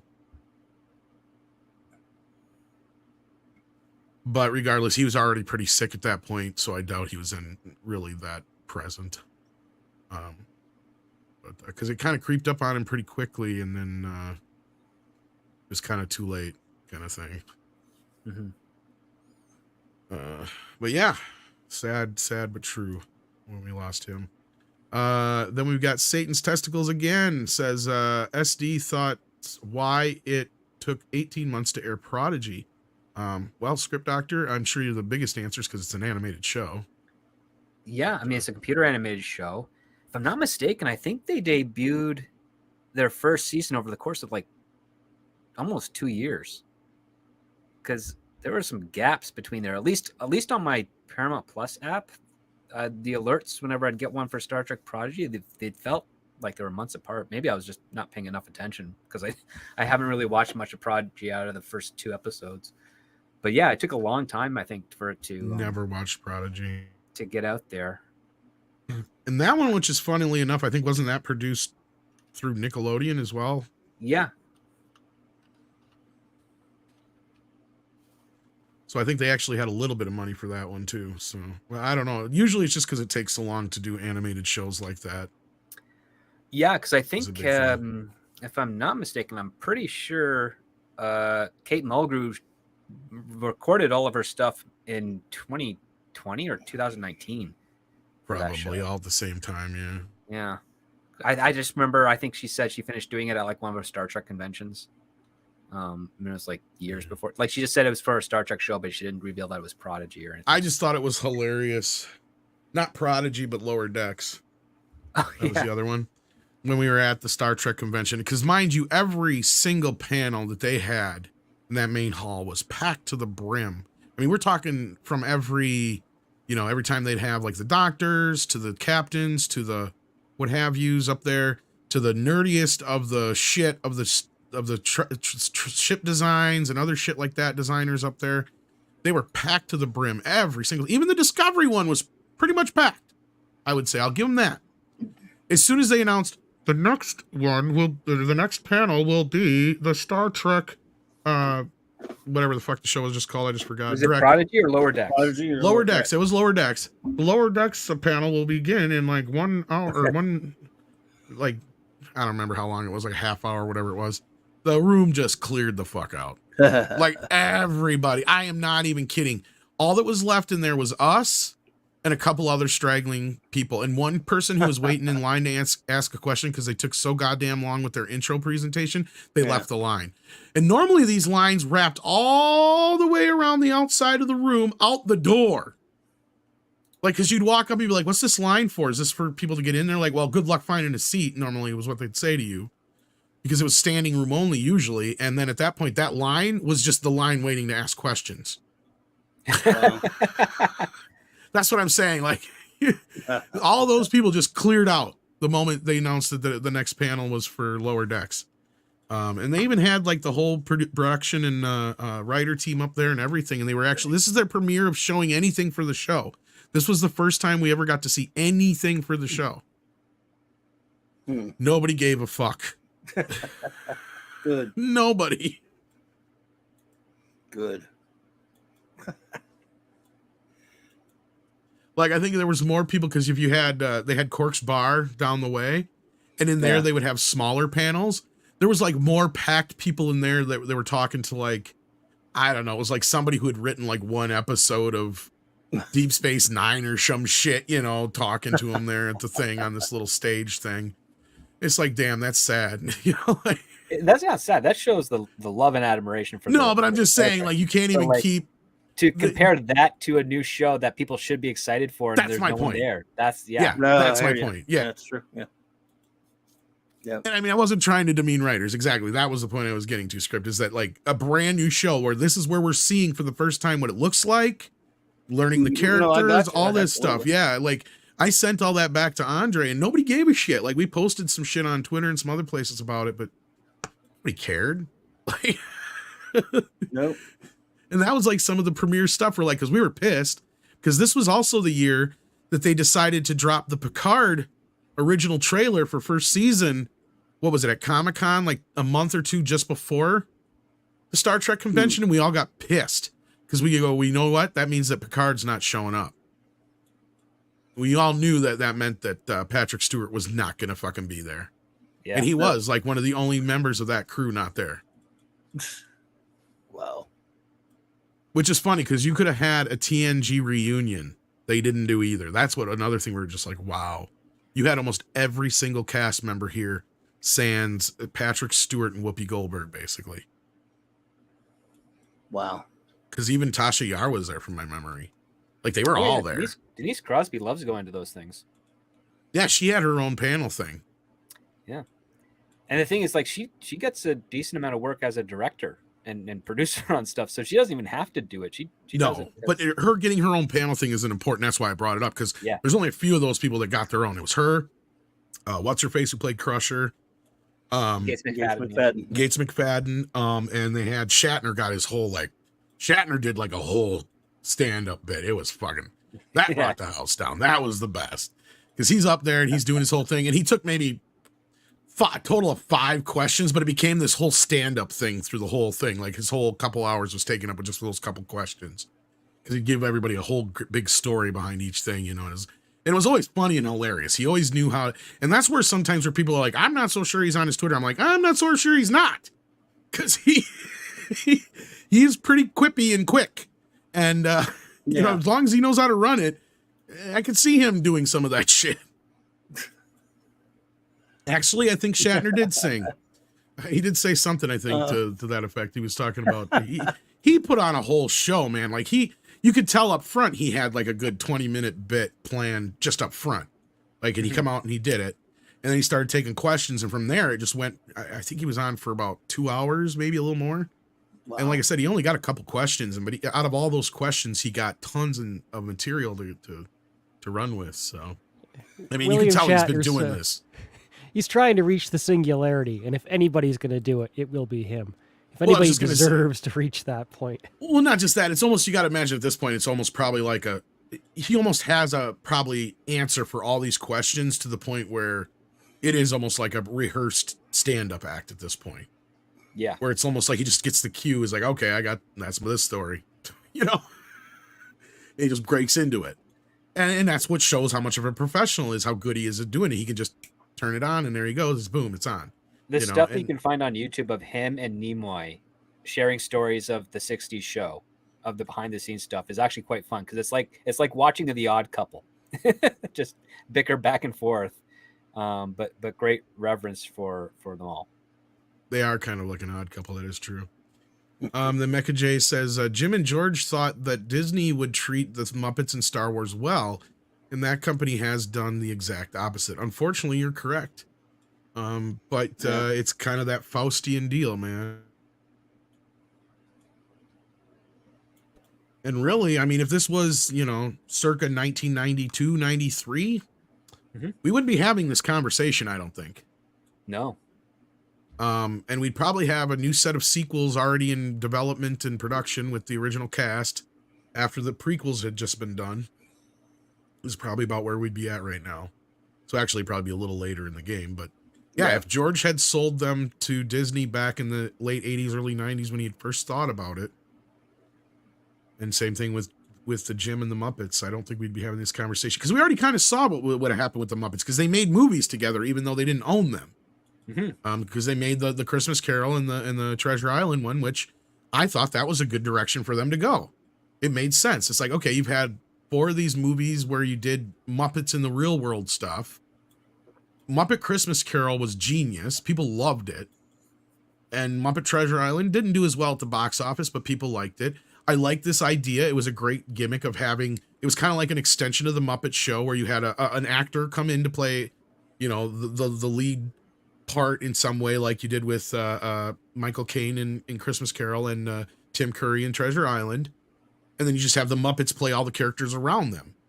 It made perfect sense.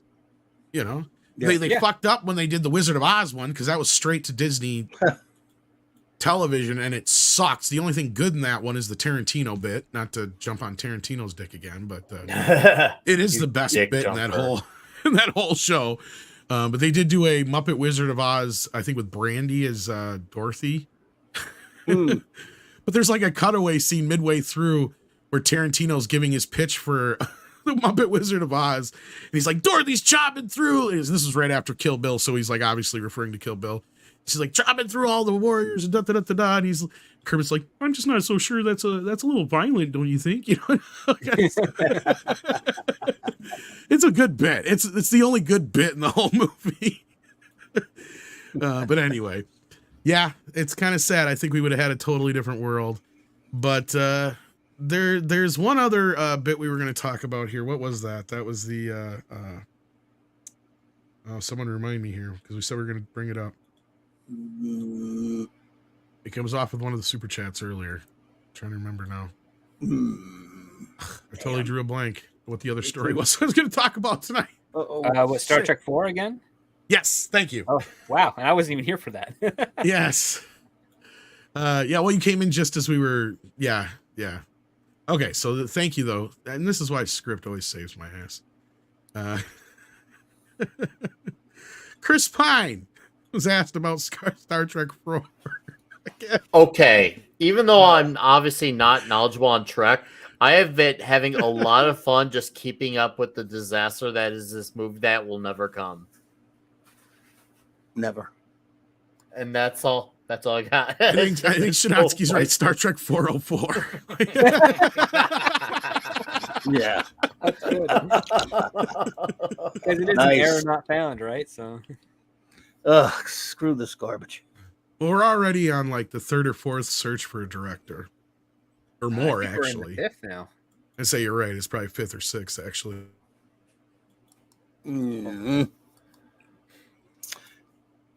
It's dead. Chris. Yeah, Chris Pine Absolutely. says Star Trek film franchise feels like it's cursed. It's It should almost be. like It's a garbage. good day. It's like a bittersweet day to be a Trekkie. Calls it frustrating No. and kept out of the loop on Star Trek 4. And joining us just as we're breaking into this story, hello, Mr. WDW Pro. Well, hello. How are you guys doing today? We're doing okay. How are you doing? I'm doing quite well. I saw that my name was in the title and thought, well, we should probably fix the fact that I'm not in the show. Well, you did tell me Thursday and Friday you'd show up, so I kind of figured you'd be here. But that's all right. You at least showed up. That's all that matters. Well, so I think we had our wires crossed. I meant next Thursday and Friday, and so okay. that word Well, "next" always throws us off a little bit, but that's okay. I'm maybe glad to be here. that might have been what I did. I do that. Oh, I know from where time to time. WD Pro is talking about because you, like me, next means the next following one, not this one Yes. coming up. Correct. Sometimes Yes. I do that too, and that's where I got that from, because they used to do that in the trailers all the time. They'd say next summer when they really meant the Coming summer next that's coming summer. up. Like it's like, okay, why don't you just say coming this summer? Like- But anyway, I'm glad to be here. Glad to no, join it's all you right. guys. My bad, bro. But I'm glad you're No, here. no, and but thank you to Jonas J. Campbell.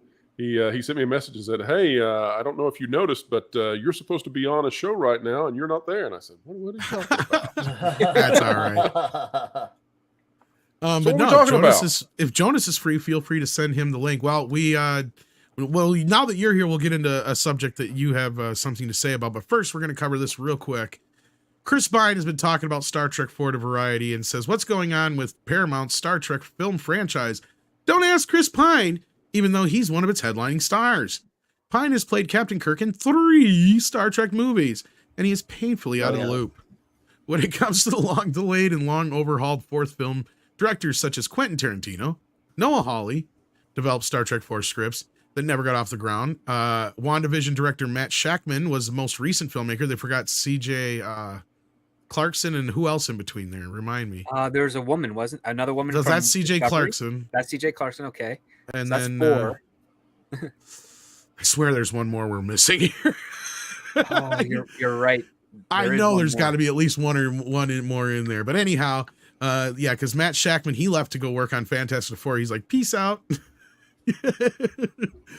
When Paramount announced last September and last May, and then last October, And then April that one year. April one year, like it's like the script says, every 3 to 6 months they try to get this off the ground.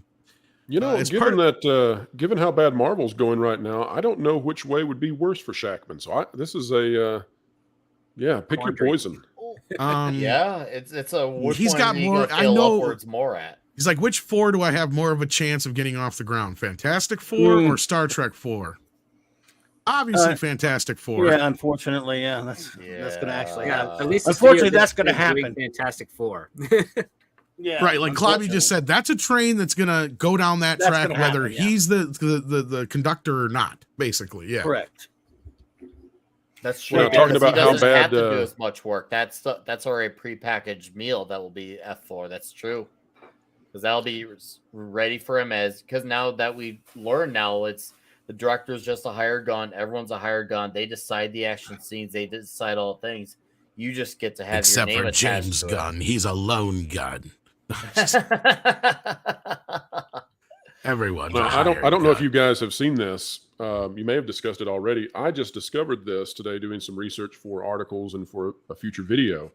But talking about how bad the situation is for Marvel, as he's heading over to do the Fantastic Four, I came across the information that this week, and of course we've not gotten into the weekend yet, but for this week, the per theater revenues have Cocaine Bear and Jesus Revolution outpacing Ant-Man Quantumania.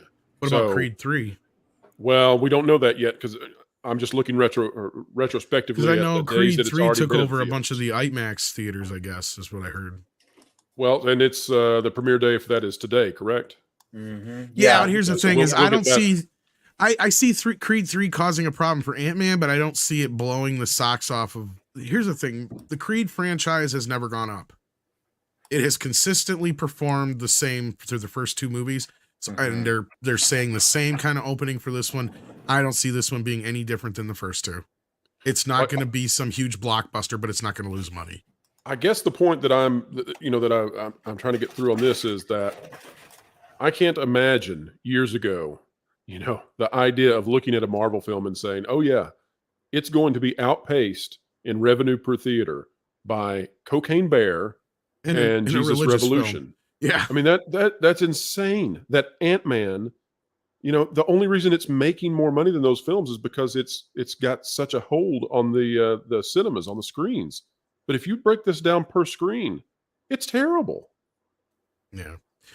Well, we'll get deeper into that discussion because that's what, since you're here, like I said, we'll get into some of the things you've heard recently, especially about Victoria Alonso and other things.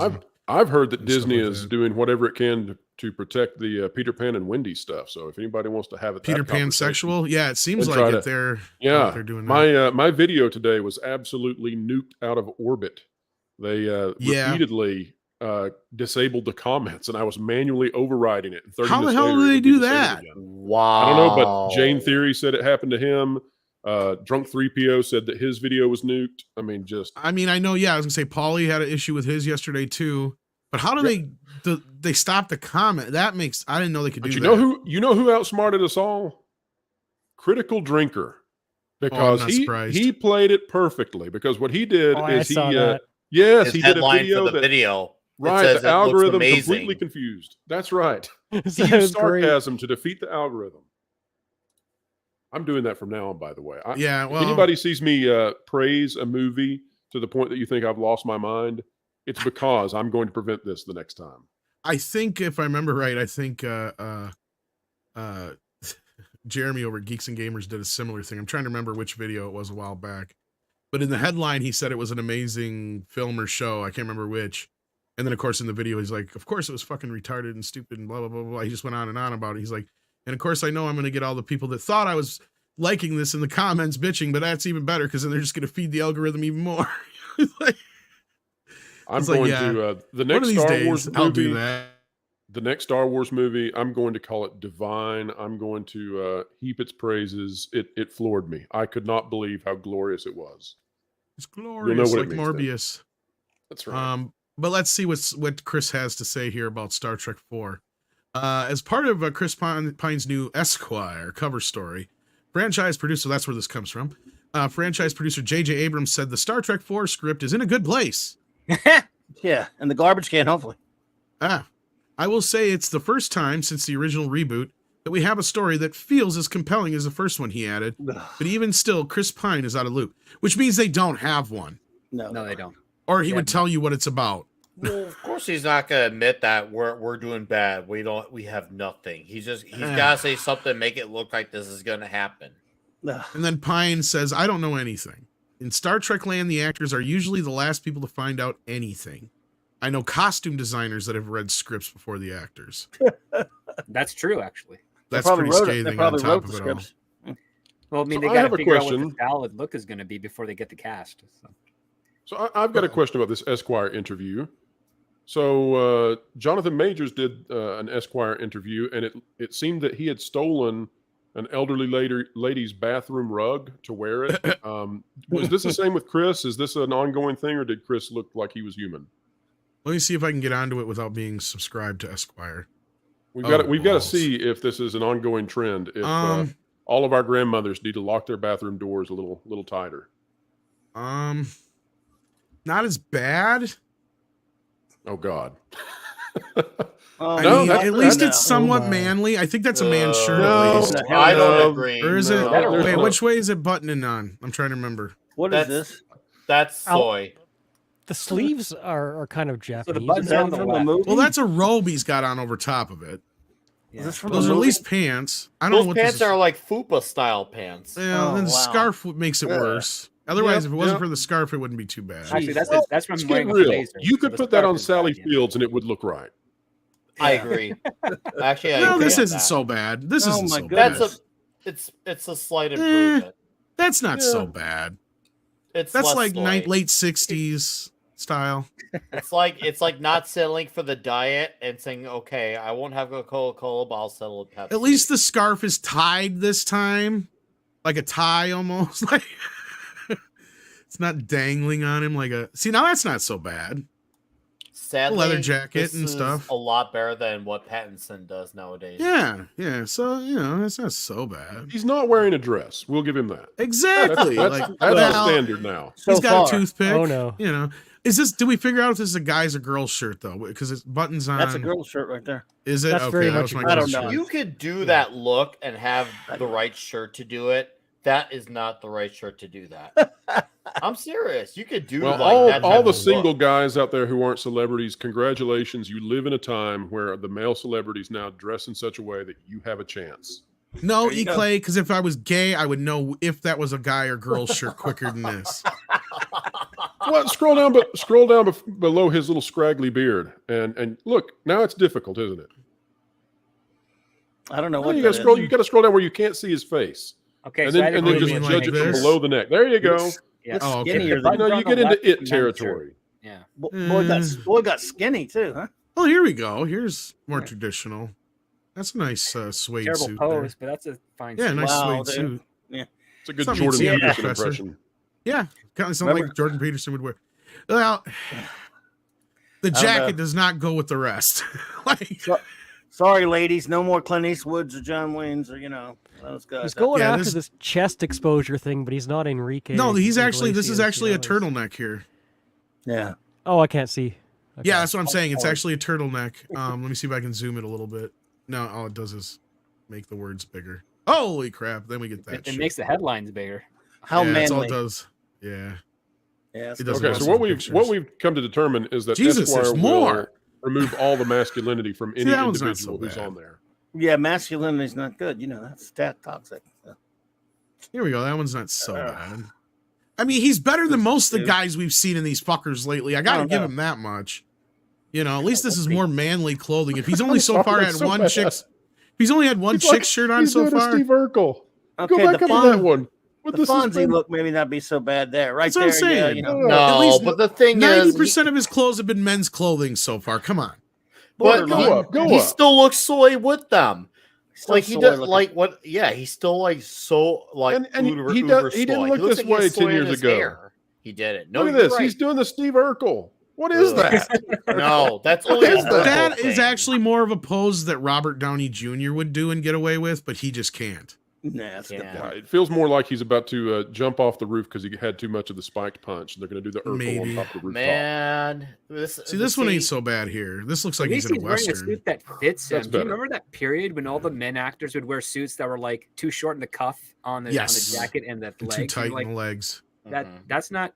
You're wearing your son's suit, buddy. Like Yeah. put on one for your size. Or your daughter's pants. We live in an age where the men wear clothes like the women used to, and the women wear clothes like the men used to. That's where See, and we're this at one now. ain't so bad here. I mean, the leather Pretty pants, much. but this one kind Yeah. of makes him look like he's a He looks like he's he belongs needs to in a science watch. fiction movie. yeah. I think he needs to watch Toxic Tuesday to learn how to become a man again. This is the one that bothers me That's the most. Like, disturbing what right the there. fuck is he doing here? Like, Okay. what the hell are you doing, It's like Chris? mid Michael Jackson pose. Something. Like mid Michael Jackson, but a Sometimes- ballerina, I guess. I don't know. Sometimes a He's trying 50-year-old some things he man can't just wants to pull off, pretend to yeah. be a 12-year-old girl. You know that. See, and this one wouldn't be so bad if the jacket wasn't like something the Joker would be wearing. He's wearing a jacket over his jacket. That's what he's doing. Yeah, like, It does look weird. and this one I think is probably his best. But again, script is right. The pose is horrible. But yeah, that shirt Soy, there is the worst of it. Soy. Yeah, well, he's not But, Captain Kirk anyway. Only Shatner is, so screw. Well, you got a point. So let's get back to the actual bits that matter. When it I comes to apologize this for Spider-Man. sidetracking us with No, that. It was- no, you're fine. It was you're as fine. horrible as I anticipated. I would say it's frustrating, Pine says, about always being kept out of the loop about the franchise. It doesn't really foster the great sense of partnership, but it's how it's always been. I love the character, I love the people, I love the franchise, but to try and change the system in which things are created, I just can't do it. I don't have the energy. He goes, I'm not sure Star Trek was ever built to do the kind of business. Pine said, I always thought, why aren't we just appealing to this really rabid fan group and making the movie for a good price and going on our merry way instead of trying to compete with Marvels of the world? After the last one came out and didn't do the billion that everybody wanted it to do. And then Anton passed away. I don't know. It just seemed cursed. And here's the big bit here that I wanted to get into really and mainly discuss. Sucks. Not the curse so much, but here's something Emma Watts pointed out years ago. And that is that Star Trek is not a $1 billion franchise. And here is where Chris is basically telling us what the studio was expecting. They were expecting the last film to make $1 billion. It did not. And when we say this shit, this is where people question us. They're going, oh, the studio never expect bullshit. They expect these movies to make a specific amount of money, and the $1 billion is the new 100 million. Back in the day, that used to be the case. If you could make your movie to make $100 million, you were good to go. Nowadays, the billion is the new 100 million. And that is insane. And that's a problem because some movies are not meant to have that type of audience to do that. And there's nothing wrong with that. No, and the box office still reflects that, Nick, because what do most movies make? They make between $100 and $200 million on average in the U.S. Absolutely. And that's what matters. You can bank all this fucking out of the U.S. shit you want, but this is where I keep saying those numbers don't fucking matter because they don't see hardly as much of that money as you'd think they do. So anyway, sorry, scripted sound like or somebody was saying something. No, I'm good. Well, I was just mentioning how it's like you can have movies that can be a success and be 100-200 because you're mentioning those are the standard like numbers that most movies make, and you're right. And there's nothing wrong with having movies that can settle for that like number because it's not like it's still a bad number to frown upon, especially if your budget is right. There's nothing like everything being $1 billion is just saying, okay, everything needs to be a franchise. Everything needs, they want a one size fits all formula. And once again, this is Hollywood. Once again, refusing to never get the right lessons. It's always one size fits all for everything, whether it's the trend of what they want every movie to be like, or whether it's the box office number they want to have, or their die tactics. They just want everything to translate into everything. And it doesn't work, and they need to understand that. Well, and Emma Watts said that flat out, these movies are not making any more with inflation than the original films did, but they're costing 2, 3, 4 times as much. Yes. That's the problem. And Pro, this is where we can get you into this and on the Marvel side of things, because he flat out mentions Marvel here. But now even Marvel is in the same place as Star Trek is, to where they can't even bank on making $1 billion because they haven't made $1 billion on any of these movies sans Spider-Man since Endgame, have they? Which is still Sony's movie mostly. No, Disney made it, but Sony has the rights to license it out for Marvel. I think Disney they have like get 60, like 70% of the money, though? I don't know if it's that much. I think it's 60-40, but Sony gets like the majority. 60-40. And so again, Sony does get the majority. Okay. Yes. They get the because they own the character, so they license out to Marvel, but it's everyone that's making it is a Marvel employee. Yes, that I'm aware of, that Marvel makes the movie. So basically... wait a minute. I would have to think about that because not everybody involved in the making of the film is under Marvel's umbrella necessarily. I mean, so I don't know actually do something are. If you're talking about like rights holders or people that are producers or something that are associated with Sony, they don't really... They sign off that to do stuff, but the people that are physically there, they're under Marvel's contracts. Well, that's delivered by Sony Studios. That I know. That's something I don't know. Then, if everybody who works on a Spider-Man movie by Marvel, or excuse me, by Sony, is under Marvel contracts, I don't know that. So that would be extremely interesting and worth a deep dive. Sony, that's the thing. We haven't had a Spider-Man movie by Sony since Amazing Spider-Man 2. Yeah, my understanding, Pro, is how it works is basically Sony pays for like 60% of the production. Marvel picks up the other half.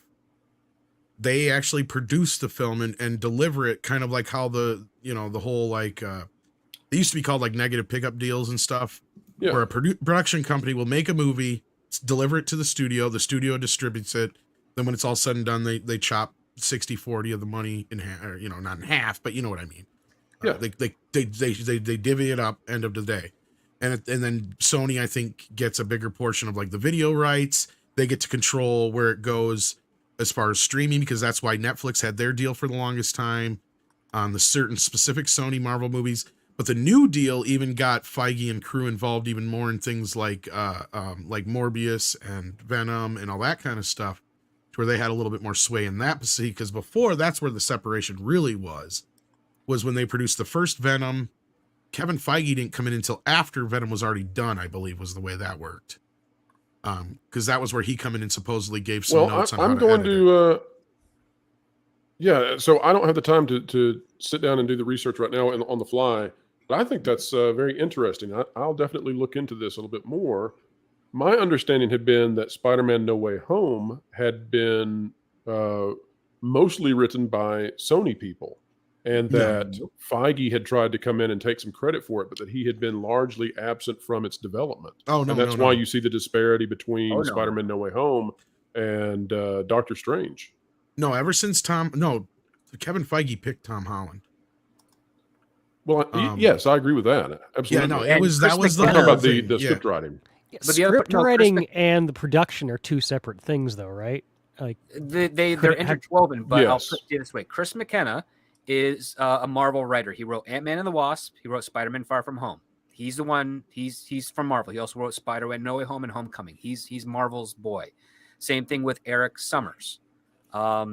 That's what they're Marvel people. They did the 3 Spider-Man and Ant-Man. They are not Sony employees technically. I swear I did not mean to open up this can of worms. That's okay. No, but there is a lot of confusion over this, Nick. It's And because this is where- confusing. Because sometimes, and then people will say, "Oh, Sony owns Spider-Man." It's like, no, they don't own Spider-Man. They technically own the license movie it from license. Marvel, the movie, and now license you they have a own. convoluted thing where now Sony is technically relicensing back to Marvel Spider-Man is what is going on here. And then what you have, though, is the people that have had their say outside of Disney have been like Amy Pascal, right? Yeah. Like, she is one of the reasons why we have MJ instead of Mary Jane. And we have 25% different version characters of other Flash characters. Thompson and Ned. Yes. and Because May is they not the wanted to same. make Yeah. sure, because her plan from the start was do a movie or two with Marvel, then pull them out of the Marvel universe. And if that didn't work, and if the Marvel movies didn't work, the original versions of those characters will still be kept in moratorium so they could use them after it's all said and done. She was the one plotting behind the scenes to try and pull this shit going on, to try and pull Spidey out of the Marvel universe. Because there she was has this- she has her clause in Yeah. the film rights to Spider-Man that's conjoined with Sony, but Marvel owns the character. So Yes. it's a really, really messed up thing. But basically what it works out to is that Sony will not put forth their own talent to make a Spider-Man movie because Marvel already has that. So they're just reaping the benefits of it. They'll put forward the money, they'll take care of distribution, and Yeah. they'll bring in the profits, but it's all done in Marvel Studios at Disney. And then see, the thing is like Tom Rothman, he's the head of Sony. He don't like shit like Spider-Man. He has even said this flat out. He doesn't understand comic book and sci-fi stuff. He doesn't, he goes, he's actually, what is this quote? Was it scripted? Like, I've had to have somebody explain to me how important these comic book movies are, and I still don't get it. I think was his exact quote.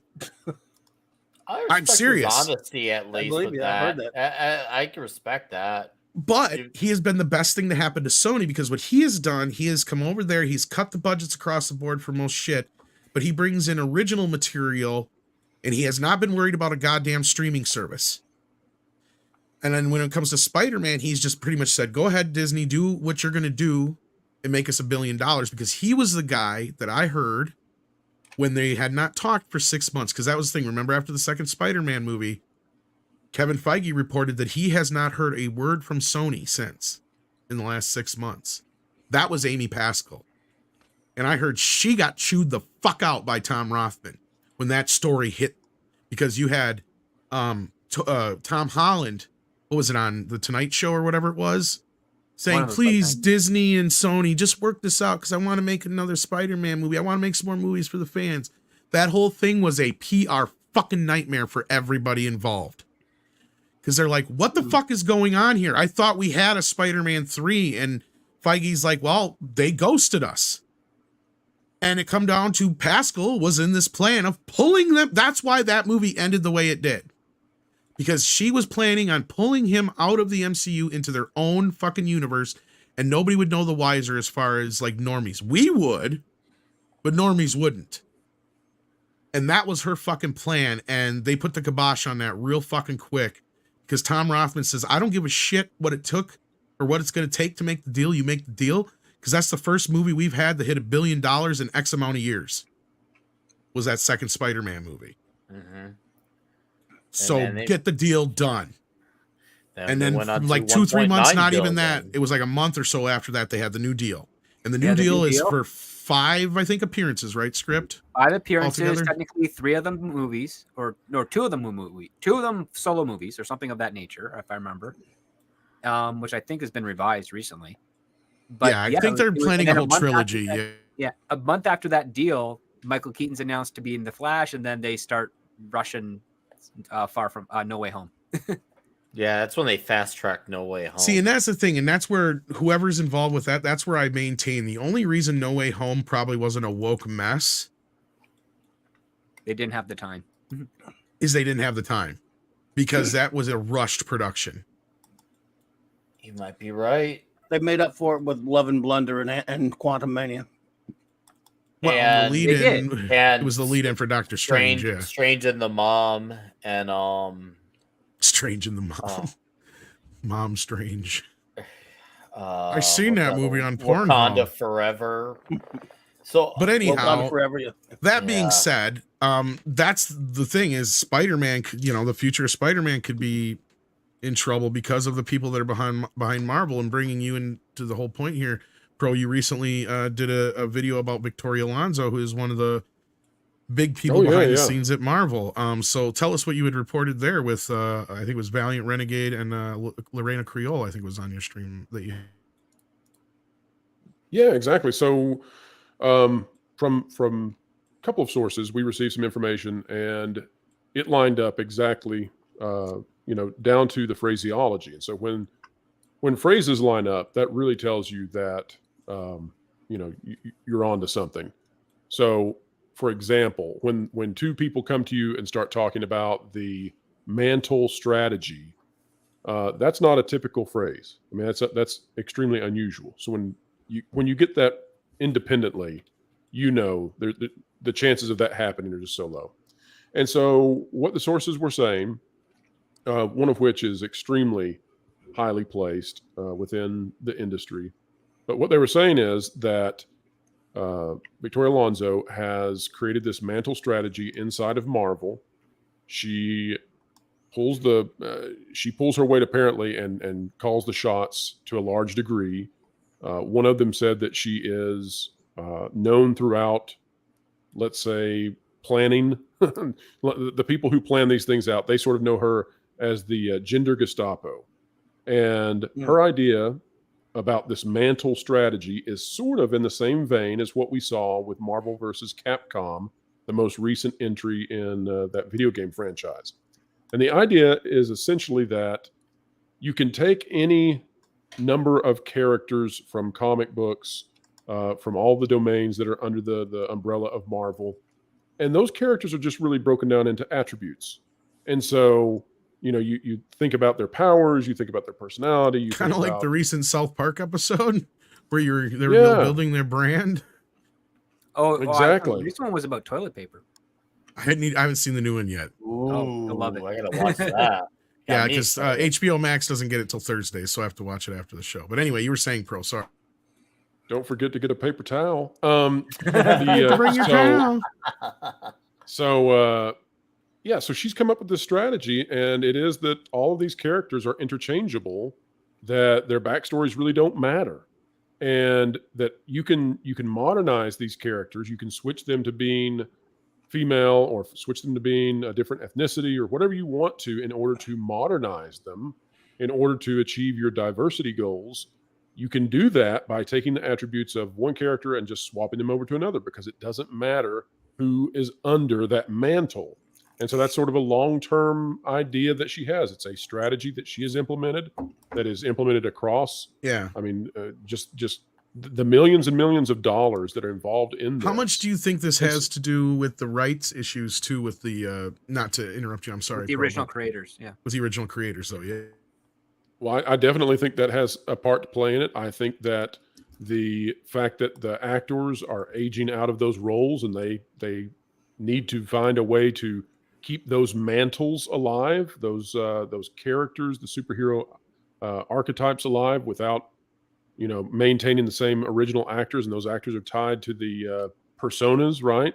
So if Captain America, if you want to keep that brand identity, but your actor is aging out of the situation or would in the future, well, you can just swap it. And why not swap it with somebody who fits all the criteria for your DEI and ESG initiatives? And the interesting thing to me was that both sources said that there had been massive pushback. And so think about it this way. If you go to Walmart or Target and you walk down the toy aisle, there are contracts in place to determine how much of the space down that aisle are allocated to Marvel or allocated to DC or allocated to Nintendo or Sonic or Ninja Turtles or what have you. And right. The third-party contractors, the partners, and then the retailers are all getting sick and tired of Marvel. And so what we're beginning to see with Ant-Man Quantumania, which is that this is a box office bomb to start off Phase 5, and I don't see this getting better. You look into the future, there's not a lot to be excited about. You've got Guardians of the Galaxy 3, that will be successful. But my gosh, you might wait from that movie until the next hit for Marvel, you might wait until Deadpool 3, which is crazy. But so these retailers are looking at this and they're saying, why should we give all this shelf space? Why would we not give it to something successful? And you've got the third-party partners with them who've had to go along with all this crap. I mean, we talked about maybe 6 months ago how Marvel was forcing Hasbro essentially to, let's say that Hasbro wants to ship. Are you talking about the blind boxes? Yeah, they want to ship the Avengers, right? Okay, so then Marvel will say to them, well, you can do that, but you've also got to ship then an equal amount of Eternals and WandaVision and, et cetera. This stuff that doesn't sell. Oh, well, I was talking about something different, actually. They went to a point where, I don't know if this was before or after that, where they would force retailers to take what are called blind boxes, basically, where they didn't even know which characters were in them, and they were getting stuck with shit tons like Captain Marvels and Lady Black Panthers and shit like that. Yes, and then what happens to those is that eventually they work their way down to the majorly discounted stores, right? So like the Five Belows and Ollie's and all that. But they would, and I mean, they're blind boxes because they don't. What they have is like their boxes full of these specific characters, but they would have weird code names on them. They wouldn't have the actual name, and it's so it was in a way. You don't know what crap you get. But so what happened was then people figured out the codes, and so people were letting people know ahead of time what those codes were for. Like I can't remember exactly offhand, but like it would be like Silver Lady would be for one of them, and you wouldn't know who the fuck it would be. Right. And it wouldn't even necessarily have anything to do with that character per se. Then when you open the box, it's a bunch of fucking Lady Thors. Oh, yeah. You know what I mean? Like, and you don't know what you're ordering is basically what the toy companies were bitching to me about. Like I seen that on like Reddit or somewhere they had finally cracked the codes. And so here's the thing that I guess was important in all this. So you've got Victoria Alonso. She's the one who's architecting this. Now, there's been some criticism saying, well, she can't do it on her own. And to that, I say, well, duh. I mean, clearly she has some support there, or at least there's enough support that's sort of tacit and says, we don't want to mess with her for, reasons of our own security in terms of our careers. But the third parties now that have been working with Disney, Disney has strong-armed third parties forever. But now it's gotten to the point where that's not working anymore, because if people don't care about Marvel, then all the leverage is lost. And so that really was the crux of the matter, is that they've really driven Disney has driven their standing in the industry down into a crater. And I don't think people have quite realized it yet. So tomorrow morning, I've got a video coming out about Disney Plus and how it's collapsing. And I mean that. It's really collapsing. Oh, yeah.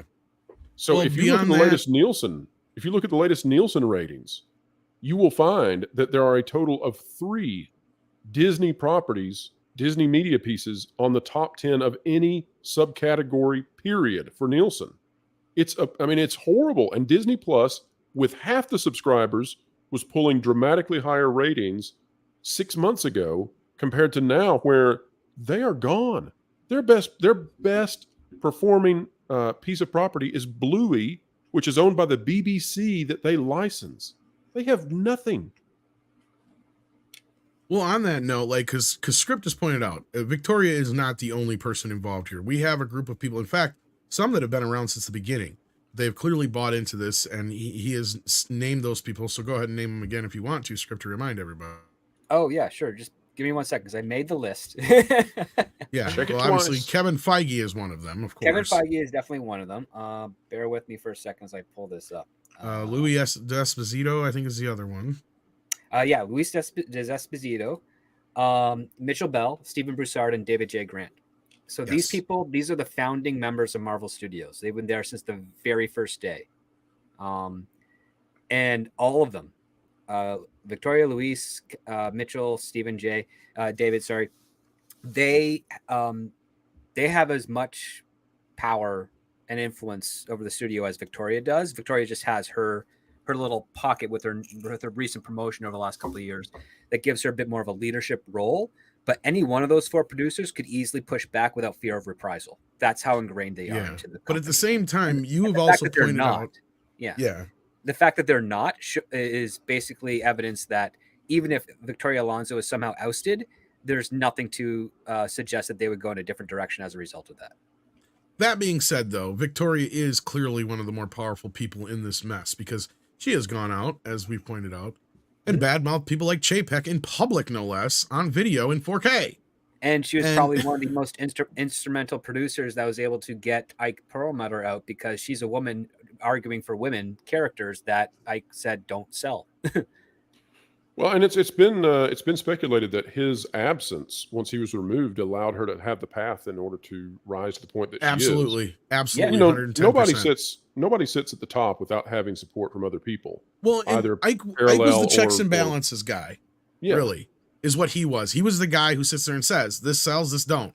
Regardless of how you want to paint his opinion, that's not what he's going off of his personal opinion. He's going off of the fact that he was just fucking right, and the proof is in the pudding. Like you just said. You go out to right now at most of your Walmarts, and if they have a clearance section, I guarantee you're going to find a bunch of Lady Thor and fucking possibly some strange. You might even still see some Eternals. I was going to say by this time now, those have gone down to the they're dollar still at my stores. Walmart. But like, And they've been on the clearance rack for over a year now, and the racks are still full. Well, I remember the Captain Marvel figures took forever to get rid of, but this handy dandy graph, as Six pointed out that I brought up again, that Andre so lovingly put together, is a great graph because it takes out the Spider-Man movies and it shows you exactly what's going on with the Marvel Universe if you remove that one element. And as you see here, from Avengers Endgame, which they made damn near $3 billion on, they took this big, huge drop with Black Widow, but we'll give that one a mulligan because that was a day and date on Disney Plus in the midst of COVID. But both Shang-Chi and the Eternals were while theaters were still open and they didn't have day and date. And the next big bump you see here is Doctor Strange. Well, what happened just before Doctor Strange? Spider-Man No Way Home. And then you see this big crater again where it's going down. And then there's a little bump with Wakanda Forever. But look, this is where I go and I point at this because, like, you know, you're saying Ant-Man is a problem and they're starting to panic. Well, they should have been panicked already with Wakanda Forever. Because as far as I'm concerned, and I've said this before, but all Ant-Man was the flat line on the heart monitor. Really. Wakanda Forever is where this fucker died. Yeah. Well, one thing because to note, that first movie was a huge success. It was a cultural milestone. The sequel didn't even barely manage to make like not even half the original one did. and I think they panicked. I definitely think that Black Panther: Wakanda Forever, and we know too that they also took the promotional funds that they had for Strange World and pulled all of that basically and put it into Black Panther: Wakanda Forever, which would be an indication that they knew they needed to start throwing the life raft at this thing to try to lift it back out. But the thing that I think has them most concerned is if you look at that graph, it's actually worse. So that graph is assuming that ticket prices stay static, but that's not actually true. So when you look at inflation, we're in one of the most inflationary periods of time. You know, some people say it's the same as the 70s. Some people say it's worse than the 70s. Some people say it's approaching, whatever. It doesn't matter. It's a historically inflated time where prices are rising dramatically, where what you buy gets you less. And on top of that, movie ticket prices at this historically inflated time, movie ticket prices are actually inflating at a higher rate. And so if you just go back in time a little bit, we're talking about years, not decades, then you very quickly get to a point where a movie ticket costs, $5, $6, $7 less than it does today. And Ant-Man Quantumania blew the roof off of ticket prices as an average. So the real thing I think that has them deeply concerned is that the audience participation levels are going down more than the total money coming in. So there are less people going to that audience. So when you look at Black Panther Wakanda Forever versus the original Black Panther, you might say, oh, well, it made less money, and that's not good. But if you look at it based on how many people went to see the movie, it's way worse. Now, why does that matter? Because, money is money. Well, it matters because every bit of Disney's business plan now is that all of this stuff they do, linear TV, box office, etc., they're tributaries that feed into their Disney Plus streaming system that makes them the money. That's the whole backbone to Disney. If you have a 50% drop-off, which they had between the original Black Panther and Black Panther Wakanda Forever, if your audience diminishes by 50%, then that's how you arrive at this place where nobody's watching it, and Nielsen doesn't have a single Marvel movie, Marvel show, anything on the charts. That's how you get to this place, and then that's a diminishment of your cultural impact, which impacts your parks, your cruise lines, everything. And so, Marvel's been this golden goose, and they've really, really damaged it. It takes a long time to turn this around. So if you look at their outline for the next 2 years, there's not a lot of positives. There's not a lot of opportunities for them to fix this. Yeah, I'm under the impression, and I know some may disagree on the panel, and that's fine, and I'm open to hear it, but I think it's going to take them twice as long to get the audience back. Oh, I agree. I think it's going to take at least a good 4 or 5 years or better before the audience gets back. They need at least 3 or 4 consecutive films where most of the old school kind of fans are saying, oh yeah, they're kind of back to formula again, or something to that. Back to formula. Well, there's got to be fatigue with that too, right? Like, I don't even think that Disney's going to be able to pull off Deadpool 3 at this point. No, and I say that because I've been reading the comics lately. So you look at the Submariner, who was used in Wakanda Forever, and there's a Fantastic Four issue number 6, I think, or maybe it was number 8. They have him in an Ed Wood type position, and I'm just thinking, if you really want to be creative with it, take this character and do an Ed Wood type movie with the Submariner, I think it was 9, and it would be awesome. But it doesn't follow the formula. Yeah, Disney has to kind of break a little bit of their formula because we've had, and what is it, since 2020, the last 3 years have been just atrocious films. That's the pattern that has ruined the brand. In order to fix it, they have to have a new pattern that will reinforce the brand, and it will take maybe twice as long. I don't know about 5 years, but I would say if they get one good hit, and then the successive hit film is also a hit, then they're on a good course, and they will get their audience back. I don't think it'll explode in the ways that No Way Home did, but I would not be surprised if you got a lot less controversy about the films than what we've had in the recent 2-3 years. I mean, easily they could do it quicker, don't get me wrong, but just between the time it takes for productions to turn around, like you said, it doesn't matter. They could fire Alonzo tomorrow. They'd still have too many other people in the company that are a problem. And this is something we keep learning, and I'm sure that you felt a little Vindication Pro as well, to bounce off of a little bit when those excerpts come out of DeSantis's book on that report, where they flat out said we've been saying this for a year. Called and he's like, I can't do shit. These Wokies are fucking nuts. Like, they're everywhere. Well, it's just that whole mess, for 1 year solid, myself, Valiant Renegade, and Legal Mindset have been saying exactly how this would play out. We weren't trying to be political. That's not our domain on YouTube. No, but we've been saying this to ourselves, that there is a civil war inside of Disney. It's pretty obvious. And what it's about is a political civil war. Involved. But it's just okay. So here's the thing. Here's something to think about with all of that. So one, we've got Andrew, Legal Mindset, talking about all that. He's actually, there are very few attorneys who had ever dealt with special districts in Florida and, adjudicating the legal aspects of that. He's one of them. But then you'd have all these people on forums and on Twitter and et cetera who are all saying, they're armchair legal experts, and they all said, well, this is never going to happen. And the media dutifully carried their water, saying it's never going to happen. Here's the thing about it, though, and we've been talking about this again for a year, consistently with the receipts, how this would play out exactly to a T, and it did. But here's the thing. People don't understand, and gosh, how can you think that people would understand? You've got idiots, and I mean this, idiots who say, well, Disney should leave Florida. It's like, well, what do you want them to do? Do you want them to dig up this, an area the size of Manhattan and helicopter it out of there? Like, what is your plan for removing 40 square acres? But anyway. And replacing it with the swamp that they built over. Yeah, exactly. But here's the thing. People don't understand the damage this did to Disney. It is downplayed dramatically.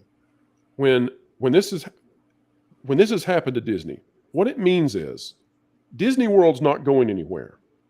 And because Disney World's not going anywhere, we can assume, let's just say it operates for 50 years. Okay? Surely it will operate longer, but let's just do 50 for fun. Let's say that this cost them many millions of dollars in taxes and in other fees that they have to now take on based on the fact that they can't act as a government, that they're not the Vatican City of Florida anymore. If you run these numbers, in 50 years, this was a mistake or a decision, have at it. Maybe Disney is on the right side of history. But whatever the case may be, this is a billions-dollar mistake or commitment from Disney to stand on the side of teaching small children about orientation when they should be learning their ABCs and their colors because they're 4 years old. So Disney they must really be virtuous. They must not shrink the images of people of African descent on Star Wars posters in China because they are so virtuous that they're willing to lose billions of dollars over the next decades. Either that or they're really dumb and they put themselves in a bad position. You take your pick on which it is.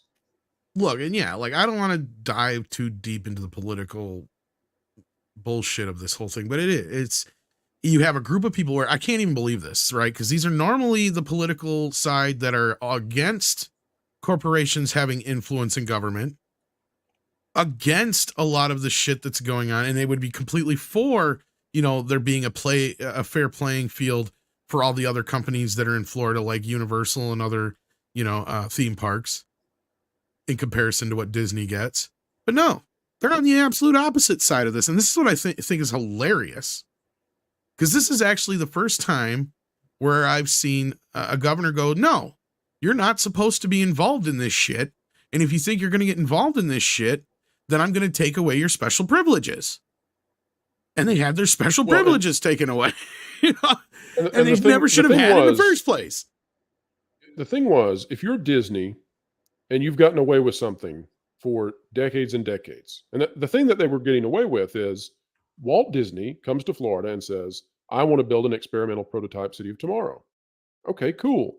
And so then the state of Florida provides them with a special district and sets up two municipalities, right? He sets up the city of Bay Lake and the city of Lake Buena Vista. Cool. Then, after Walt's passing, the company decides running a city's hard. We don't want to do that. We want to build theme parks. But what they didn't do was give back the cities or the special district that was supposed to be for that city. So instead, and all the powers that go with it. Yeah. Right. Instead, well, why would you want to give that up, right? And so the way they got around that was for each one of these cities, okay, that have all the powers of a regular city, they built a cul-de-sac, a single cul-de-sac hidden away from everything else behind trees and bushes, but a single cul-de-sac, and then put mobile home double wides around that. They own the double wides and they determine who lives there. And those people vote on a city council that Disney fully controls because Disney rents out the double wides. Okay. Now, does that sound kosher to anybody out there? No. Okay. So if you're Disney and you know that you're running cities out of a couple of double wides that you're putting people into, you're running cities, you're running fire departments, police departments, everything out of a couple of double wide modular homes, maybe you shouldn't stick your nose into that kind of thing and draw attention to yourself because you've got the sweetheart deal of sweetheart deals. Guess who? Did you see Universal Studios do this? No. Right. You know and what? That was Universal my point. Studios. Yeah. Right. Every other company said, you know what? We don't want to be involved in this. This is a hot potato. This is as dramatic and stressful as it gets. Yet Disney, at Iger's urging, right? Chapek didn't want to. We see that in the excerpt you're talking about.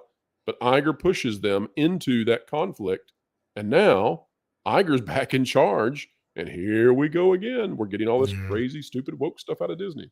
Well, I don't want to. I just want to put a pause just for a moment here because I want to say check out 32 Flavors of Nick Weiser. He had to check out a little early already, and Clobby's heading out the door now. So, Clobby, real quick, anything you want to plug as you do?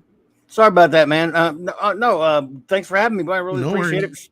Less than a half hour. I got Raquel and Mark coming up for the clubhouse. I've got a bunch of stuff to do before I start that tonight, and then Saturday Night Star Trek coming up Saturday night, of course. But it was great to hang with you gentlemen as always, and you great people in the chat. So. Thank you for being here, Clobby. I wanted to get your take a little bit more on the Marvel business, but yeah, we'll have to reconvene on that again. No, we'll have Pro back next Thursday too to talk some more about this stuff. So nice to meet you too, Clobby. I haven't gotten to be on a stream with you before, so I it's think really I've nice been to with meet you you. a couple times there, buddy. But it's good to meet you, WD. And we really? I think a couple of times there, but it's good to meet you again. Clobby's usually quiet unless you say something to him. Well, I will remember that then. I will specifically reach out to you next time. We'll say you in there. I'm buddies with your old boy VR. He knows me well. And Script, good to see you again, buddy. And CC and Chat, you guys take care. Thanks, Tom. Sorry I had to run, man. Have a great night, Clobby. Yeah, no problem. We'll be here for a few more minutes here yet, but yeah, take care, Clobby. Take care, my friends. Have a good one. Have a good night. And while we have a quick break, do you mind if we do a few super chats, Pro? Is that all right? Go for it. Yeah. And we got T here who says, "What's your favorite Dr. Seuss animation?" Mine's Butter War. I guess I got to go with the OG the How the Grinch Stole Christmas. I mean, how can you not? I mean, Script. I can't remember the name, but it's the one with about saving the trees. Is that the Lorax? Lorax, thank you. Yeah, the original one, not the remake, the original. Yeah. CC? I read the books a lot as a kid because they were given to me by my mom, but the animations I couldn't pick off the top of my head. All right. And I guess I would say, I don't know if there's an animation for Oh, the Places You'll Go, but that's my favorite Dr. Seuss book. But as far as animations, I think I got to go with you on How the Grinch Stole Christmas. The music in there is just fantastic. The song, right? And the Chuck Jones animation is just. It's got to be some of his best ever. I mean, just the designs alone and everything that he managed to pull from the book, and make his own. And like you said, the music, everything just, it was like a fine wine, and you can't do much better than that. Selkirk Draws, if I'm saying that right. I'm sorry if I did not. Sends in 100 Mexican pesos, I believe that is, or is that dollars? That's actually dollars, I think. Says ratings for The Last of Us television show. Out of 10. I have not seen it. Neither have I. Pro, have you watched it at all?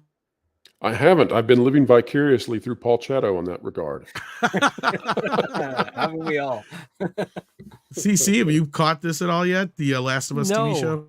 I tried the first game, and I should probably try it again someday, but I got a little bit frustrated with the tunnel design of it. It's like I kept trying to run off into the flames of the city, and it kept forcing me down this tunnel path, and I kind of just that's a whole other thing. I also, like, the shooting design I wasn't really a fan of. It felt very, very like a little bit too much like grid for me, so I never finished it, but I understand it's supposed to be a really great game. I just haven't tried the TV show yet. I didn't get very far in the game either. So I'm really sorry, Selkirk, that we can't give you a better answer than that. I've heard good things about it. It seems like the consensus is that it starts off at a 10 out of 10 and starts creeping down over time. Yeah, it sure seems that as of the last couple episodes, people are not as on board as they were. But yeah, we'll see how it goes here. I even had a friend of mine who's never played the games mention the show to me, and I said, I didn't know he hadn't played the games when he mentioned it to me. I said, "Oh yeah, I can't wait for Abby in season 2 or Abby Smash or whatever." I said, and he goes, "What are you talking about?" And I said, I had to explain the whole damn thing to him, obviously, because I'm like, "You never played the games?" He's like, "No." And I said, "Yeah, this is what happens." And he's like, "Well, that's bullshit." So, I mean, if that's anything, once we get to that point, because that's the thing. I mean, I'm sure a lot of the reason that the show is popular is you have a lot of people who've never played the game who are into it. And they like it because it's drawing from a very popular, well-received initial game. But once they get to the second game stuff, which I know they will, then we'll have to see how people react to it. I wonder if it'll be similar to or worse than the whole Walking Dead situation when that show went off the rails. But yeah, so we'll have to wait and see. Kazan Zylo has also become a member. Thank you so much. Hey-o. And on that note, Jim Watari also gifted 10 Midnight's Edge memberships. Holy crap. Holy. Thank you, Jim Watari. And what level was the membership of this here? Because we got to do a Level sticker. 100. Was it level 100? Pretty sure. It was a Congo level. You're right. Holy crap. And for the Congo video, because I don't actually have one that's specifically for Congo, we're going to do Bored Corgi. He's so bored. He's just playing with that ball going, how much more bored could I be? Aaron Pipe says, between COVID and horribly bad movies, it will be 10 years to get the movie audience's returns. Actually, they've already gotten, and this is where, I mean, Script might remember these stories, but when we were first coming out of some of this COVID shit and getting into the theaters where they were predicting it would be at least 2024 or 25 before things get back to normal, they were already getting back to normal as far as the numbers go. The only thing that's hurting theaters right now, aside from bad movies, is the ticket prices have just skyrocketed. Yeah. Yep. Pretty much. Because, once you had movies like Top Gun and Spider-Man No Way Home and stuff like that, plus the movies are like, this is where, like, going back to what Pro was saying before, the reason Ant-Man's in trouble right now is it might have a chance if it didn't have any competition come up, but it's got a ton of competition coming up in the next couple weeks. Oh, March where this thing is fucking done. Like, it is done. It is not even going to make nearly what the last one made at this point. Prop.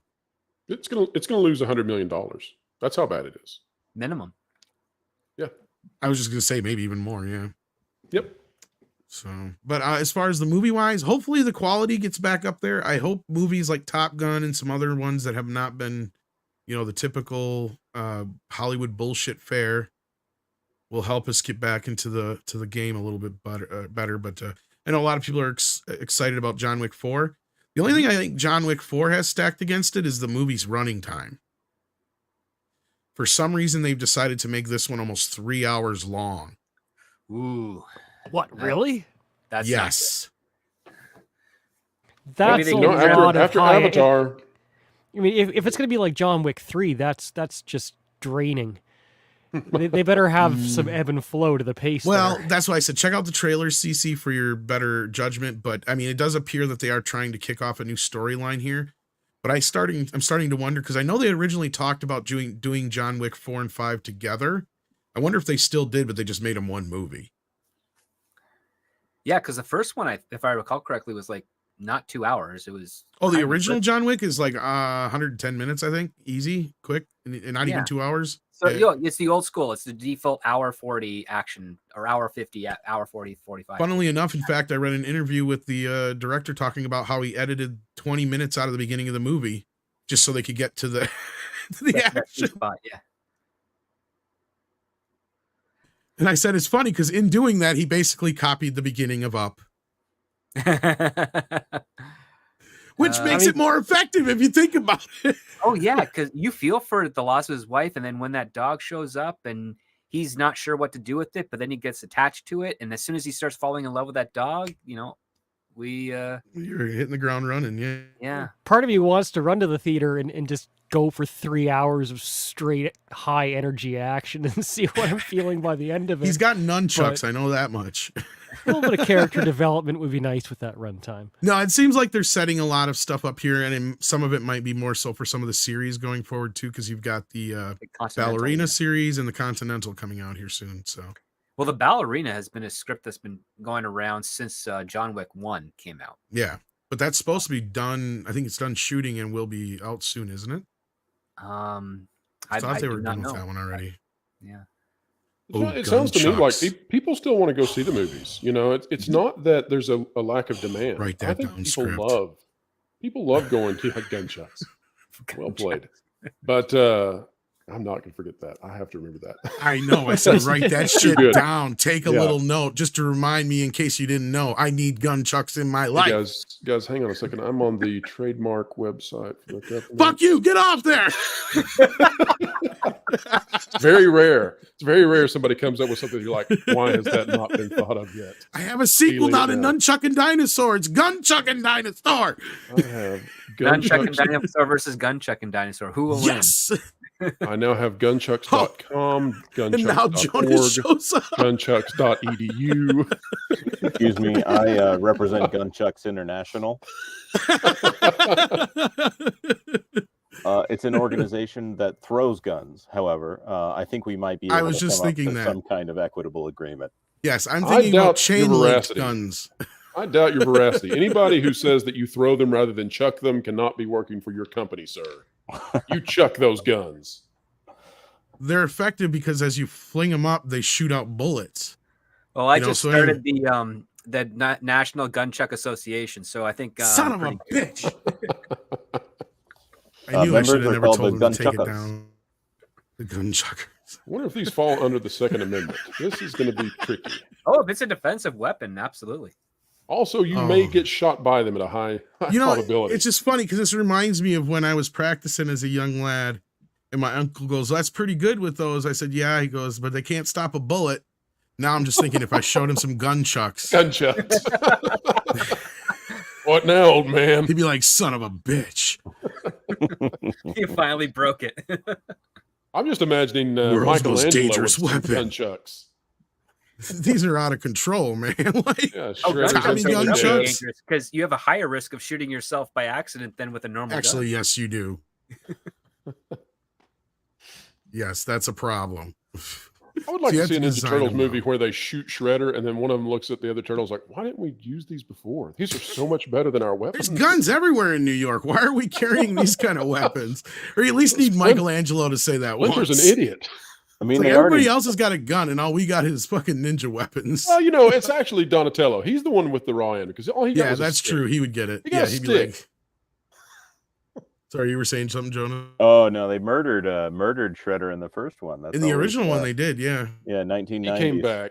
Very Well, no, different flat out, era. Splinter says, "I have trained you to kill the Shredder." That is his specific words. Well, they That leave it to first- Casey Jones to just bang hit that trash. Well, that's in the compactor. movie, but I mean, in the original comic, though, no, they kill him. I'm gonna tell you that first Teenage Mutant Ninja Turtles movie. I'll put that up there in a top 10 any day of superhero films. If Oh, we're gonna count them as absolutely, man. superheroes. I love that movie. Oh, I've said Agreed. it, maintained Story's it. great, compelling. Music is fantastic. Cinematography and puppeteering is top notch. Perfect blend. Every day, yeah. Perfect blend of the comic, some of the Pizza's cartoon. late, dude. You know, it wasn't too kiddie, and it still carried over some of the things that people associated with the Turtles, but it also had the grittiness and stuff directly lifted from the original 5 comics. It set So, off yeah, 30 it's years of brilliant. absolute crap that has, for some reason, You're decided not never to go back to what that was. They could Well, just go for that same atmosphere, that same vibe, and they could make so much money. These Hollywood studios, I you don't know, understand Pro, them there's probably a sometimes. They don't video want money. or there's probably a video or actually a story in that, at least for like Park Place or something like that, to where basically you're not Yeah. wrong, because the success and the blowback from the parents of Ninja Turtles 1 is what got us down this road of It's been the so franchise getting even more and more and more kiddie oriented. You're right, and that Yeah, was well, and the beginning Michael of it. Bay stuff, and now the Seth Rogen. I was trying to say Joe Rogan. I was like, I wish can do Joe this to us. Rogan was making it. Yeah, Joe would do a good job. But yeah, the Seth stuff, man, this is just terrible. This is really, really Nickelodeon when they did that first little series when they got ownership. You know, that was nice. That was fine. But God, since then, it's just terrible. Anyway, at least we had a good video game last year from it. Oh, yeah. Well, I that's like- the thing is the only thing that sells anymore or has any kind of fan support is anything that's more the nostalgic Turtles, whether it's the movie, the originals, the games, the toy, something associated with the toys. Nothing past that point ever gets any, replay. And it's sad because you're right. The Michael Bay Turtles is rated PG-13 and it's still more juvenile. Both of them are than either of the first 2 or 3 Ninja Turtle films to be the. I mean, they actually make Ninja Turtles 3 look better in my opinion. I be honest with No, I you. don't disagree with that, but I do want to pose this one question because the New York of the late 1980s, early 90s is so much different than the New York of the 21st century. True. That definitely would have to play a factor in the tone of the Ninja Turtles, right? Because I think the Turtles again, need to stay in the late 80s, early 90s. I think it's better there. That's I think kind of the where I was technol- getting to. It's like Yeah, without them having cell phones, I think it's better. Putting them in the modern day is not as great. Well, I think the problem with the Bay Turtles is they tried to harken back way too much to the animated series, while you also had people who clearly were working on it who weren't really fans of the franchise. They didn't quite understand it. Didn't appreciate what the franchise did. Exactly. They That's the didn't other get thing, what too. made it popular. Right. Let me be a Like little at New artsy Line, fartsy. you had that you had Bob Shea and even like his secretaries and all the other executives that were parents of kids that understood that it was popular and why it was popular. And even though they didn't like it, they're like, we know this is a big thing because I just spent several $100s getting turtle toys for my 5-year-old. The basic story we got from Bob was it came across the desk. He's like, the only reason he was interested in it is because he wanted to work with what's his face? Who was one of the other producers?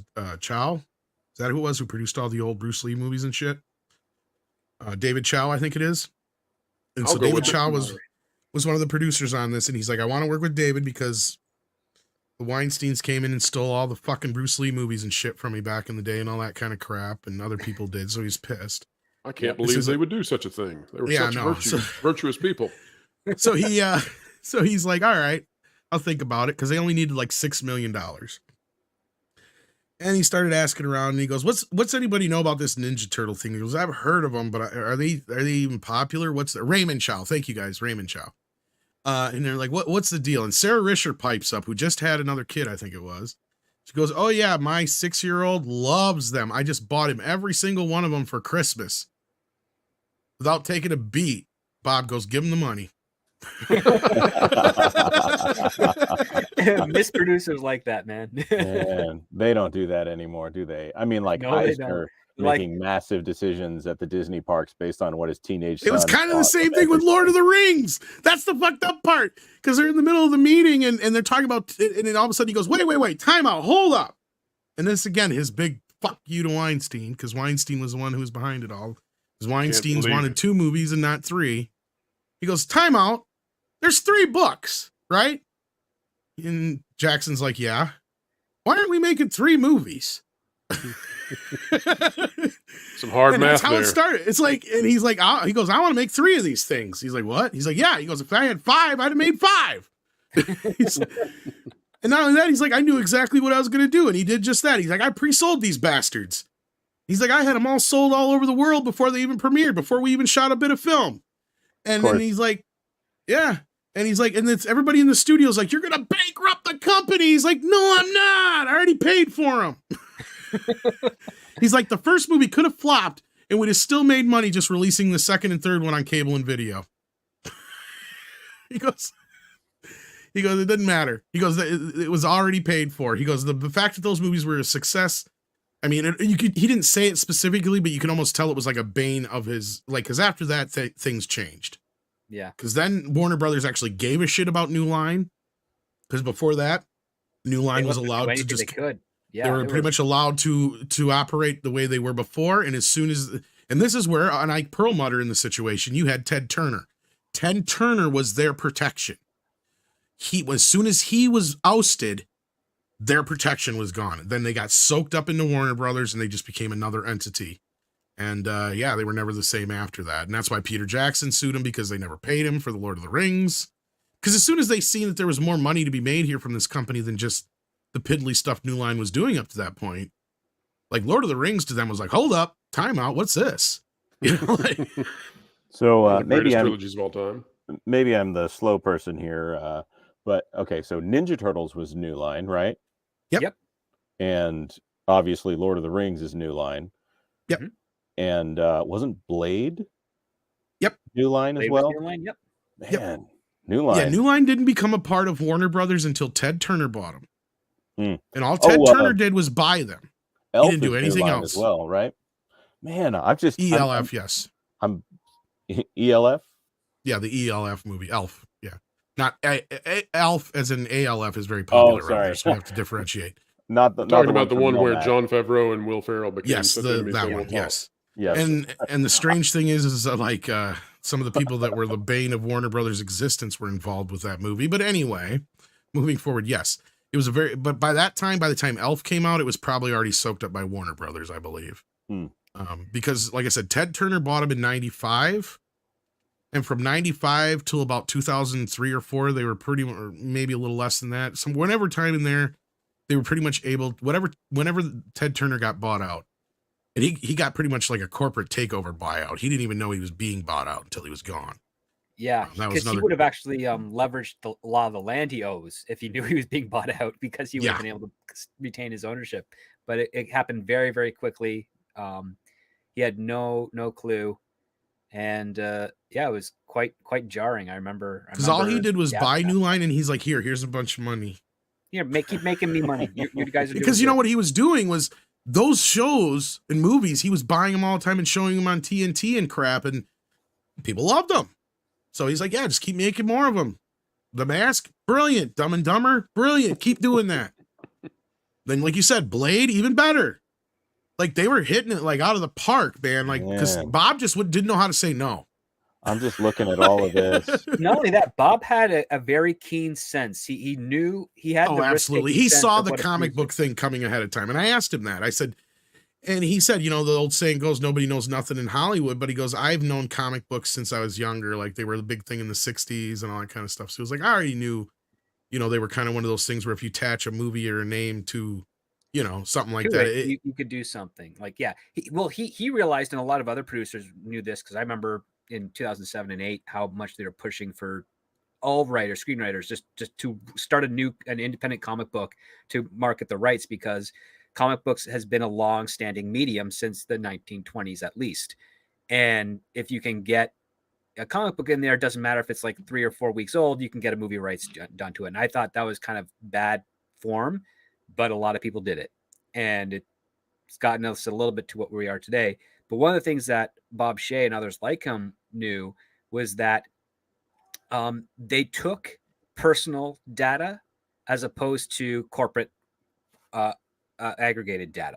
Like today, if there was someone in the office who said, yes, my kid loves this quote unquote toy franchise, that is only a toy franchise, no TV or anything else there, they wouldn't say, let's make a movie of it. They'd be like, let's find out get some more data points from the broader spectrum of things and see if this is actually worth investing in for a film.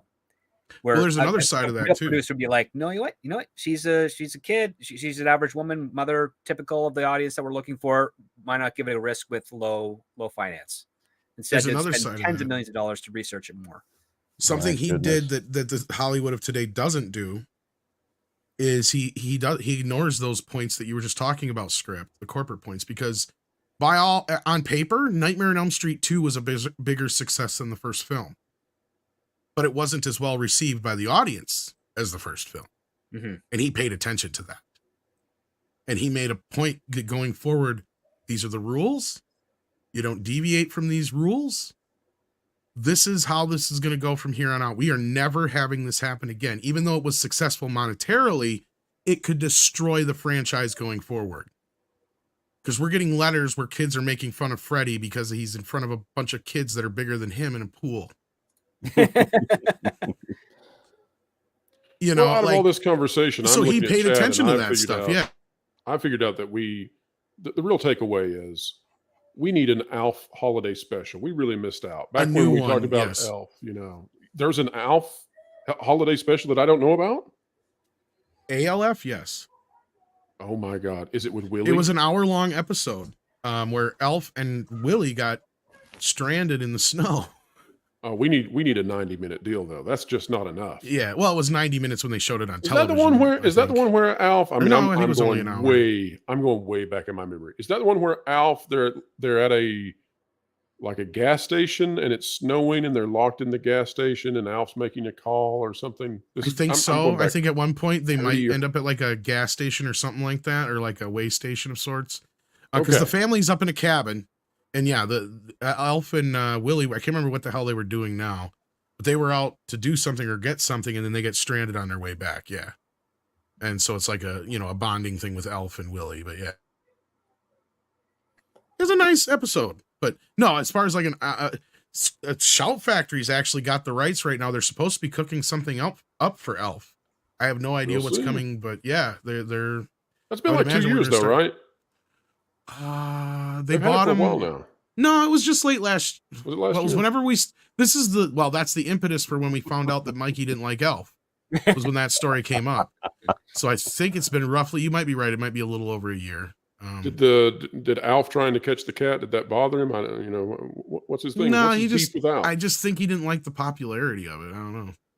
And then he learned the mistake quickly of don't tell the audience I don't like something. I'm getting on eBay and sending him an Alf sleeping bag. Once he That's has the that Alf problem. sleeping bag, he'll be fully on board. The problem is you send it to me, I'd actually cherish it. He'd probably burn it. Then there was the window story after that. Yes, then the Windows stories don't help. But yeah. Anyway, back to the super chats here before we get too long in the tooth. We're already closing out on 3 hours. Holy crap. Zazon Xylo says, cool stream, state of entertainment in 2023. Jesus and a bear on cocaine beat the crap out of a Marvel superhero Ant-Man. LOL. Also, can anyone give a rundown on who Nelson Peltz is? Well, Nelson Peltz, you got two gentlemen right here, I think, who can answer that question for us. Who wants to go Jonas, first? I can take it, but I've talked a lot. You want to do it? Sure. And it's all a question of which context you want first. First of all, he's a billionaire, and he runs Trian Fund Management. Am I coming through on the audio? I can't hear it. Yeah. Okay. We Cool. can hear What's Yeah, that, you sound Jonas? fine. We can't hear you at all. Oh, darn it, guys. Go ahead. Get off, bro. He's on the board of several companies, and he tends to get into proxy fights where he will get certain shares in a company and then get other shareholders to say, we will give you our voting rights for our shares. And he uses his collected voting rights to get power within the company. And when he takes over, he does this extremely dastardly thing. He does a really good job and helps to correct the company and gets them profitable again. He was known as a Trump supporter in the past. Apparently, he distanced himself after the events in January of. He's more of a DeSantis guy now. I believe he is. And he, of course, just got into this proxy fight, or announced that he was going to be in a proxy fight with the Walt Disney Company because he did not approve of the bringing back of Bob Iger. There was a lot of back and forth with SEC filings for who to vote for and who not to vote for and all that. And he wanted a board seat. As far as that board seat goes, he was campaigning with Shea as of about, I want to say June or July of last year to say, hey, you know what you ought to do? You ought to give me a board seat. And Ike Perlmutter, the guy who owned Marvel before it was sold to Disney, he was campaigning along with Nelson Peltz to get Peltz a seat on the board. And the closer he got, the less popular Chapek got, eventually having him exit the company. And then Susan Arnold, who was the chairman of the board, or chairwoman of the board, if that's your preference, maybe did or maybe didn't offer Nelson Peltz an observer seat on the board. There's a long history of the board doing Peltz dirty here. Right about the time that maybe she did or did not do that, Susan Arnold is announced as leaving the board to be replaced by Mark Parker. That will officially happen, I think, April 6th or so. I don't know when the actual shareholders meeting is. Anyways, right after the last earnings call, where it was announced that all of the things that Peltz was requesting short of a board seat were being granted, Trian Fund Management put out an announcement saying, we are no longer going to pursue a proxy fight. Coincidentally, Peltz's massive number of shares in the Disney company that went from 500 million, and then I think he acquired an additional 300 million to get to the 800 million point. Those are all worth more than $1 billion now, through the appreciation of Disney stock that has happened since Bob Iger came to the company. That was a very complicated, but also short version of everything. That's great. Pro, anything to add to that or anything else? Peltz won. Peltz happy. Peltz make money. Yeah, 30% rise in shares. God forbid share it. Money value. man wanting to make some money, huh? Oh yeah, and the final thing is that his announcement in exiting the proxy battle, it stopped with "We will be watching." I was Yeah, going to say, I he's heard still it's got all not the quite power. over. Sorry. Go ahead, Pro. No, he's still got the power. So if they pull back from what they've promised, he can wage the proxy war again. And there was a question about Mark Parker being the Nike guy in chat. Yes, and he's likely there because of the relationship with China. Disney is, for whatever reason, Iger is desperate to continue his very stupid. And there's pursuit of evidence, China. right? Because they could not seem to get a movie to open in China for shit. And the moment Now he's they get- back, yeah. It happens. instantly. Because in It was China, it's important who you know in China more than you could be very Oh, yeah. successful, but if you can't, it kind of operates like a mob over there. You have to know them, and they have to have a relationship with you in order to Absolutely. do business well. So when they say such and such is being groomed to be the head of the company, they have to be someone that can play well with China. So that'll be a thing to keep in mind. It could be Mark Parker that's the next CEO. Could be Josh D'Amaro, because if he has Park's experience over there, he would be dealing with the Chinese Communist Party over there. There was another name put forward in an article I read, which is Dana Walden, the head of Dana Walden wants it bad. Yeah, but I'll say that the CCP is a little bit more, let's say, traditionally masculine, and I don't see her having the experience in China. I don't know, Jonas. As long as we erode our country and our societies, they're more than happy for us to do so. Right. Well, Bow down. China would be glad to see it, but I don't think it would do well for China over there. I'm not saying that she's not capable of performing the job. I'm just saying. China could take Mickey Mouse's organs out on the front of the castle, and Disney wouldn't say a word. Yeah, pretty much. Because they'd lose access to their multi-billion-dollar castle over there. Disney if they wouldn't say a word. They could behead Winnie the Pooh. It's right basically there a hostage. Yeah, I don't care. And they've built 2 parks over there. Yeah, Jim Watari, I think we already said thank you, but we can't thank you enough for gifting 10 memberships. Thank you for that again. Blair D. Blair says, Nerderotic just mentioned that Warner Brothers and Disney have been underreporting their budgets by 50 to 100 million. As insight to that, underreporting their budgets by 50 to 100 million. So maybe $50 million movie is really 300 million. Yeah, I believe that on Disney for some of them, and I can believe that with regards to The Flash. Yeah, I was just going to say The Flash and some other projects. I don't know about all of their movies that they've been underreporting for the last few years, but I can think of a couple that glaringly have been. No, wait a minute, Script. Are you saying that Rise of Palpatine was underreported? I can't believe it. Oh gosh, I can't believe it. No, this is not uncommon. It actually goes both ways. It's not uncommon for them to inflate the budget either. And it's really hard to because we don't know which movies. Yeah, we don't know which movies, and also they often don't roll in any recognition of the promotional budgets that are for these movies. So I don't know what Nerdrotic is referring to with specificity, so it's hard for me to comment. But usually the press errs far on the side of lowering the budgets for what the public knows versus telling the real truth. And then the companies themselves often don't have to report those unless they're being produced inside of a country that requires that kind of reporting, such as when they film in the UK. Mm-hmm. That UK thing is fascinating. The fact that they actually have to, if they want their tax credit, they have to file it with the government, and then it becomes publicly available information to say, yes, this is how much money they actually spent in the UK in order to. Wasn't that how you guys figured out how much they were spending on Indiana Jones? Yes. Yeah. So $300 million is how much they had spent on Indiana Jones. At least, I correct on that? I'm right, Jonas. It was $300 million, right? And then, but then Valiant Renegade figured out that the calculations were wrong. And so I thought this was brilliant. You know, nobody else had figured this out. Forbes was confused by it, and Valiant Renegade sat down and did the math and figured out the formula was wrong. And that, in fact, if you took into account inflation accurately, it was $350 million was the budget. So yeah, and that's all an FX timing issue. Well, I know. Didn't you have a difference that they bought currency to pay for the movie, but studios don't do that. Mhm. Yeah, I was gonna say script doctor had brought that point up, but on the other end of it, this is just what they spent in the UK, is what I was gonna point out. So there's probably other monies that was spent in other places that isn't being reported. That's what I was getting to, is that's where maybe this $350 million budget probably comes into more play, because that's what I was hearing is more like 330, 350.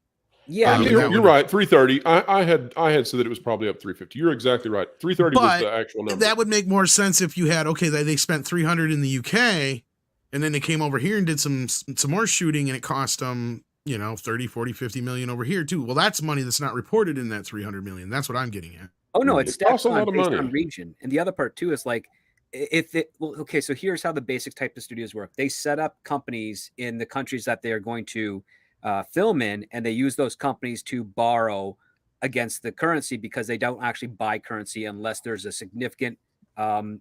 Yeah, that's what you were saying. Yeah. And so when they whatever loans or budget that they pulled at the start of production in the UK, that money hasn't changed. That number hasn't changed. Its value when you convert it to US dollars will change, but they never do that because they can't. It's for all intents and purposes, Indiana Jones 5 is technically a British UK film. movie or a British film. Yeah.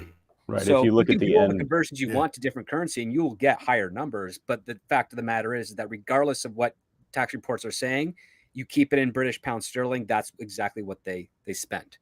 When you try to convert it to US, you're basically converting it at the time of what that inflation, that exchange rate was at that moment, which is not the same because, again, no studio worth their salt, especially as big as Disney, would foolishly buy more expensive currency with US dollars to produce a movie.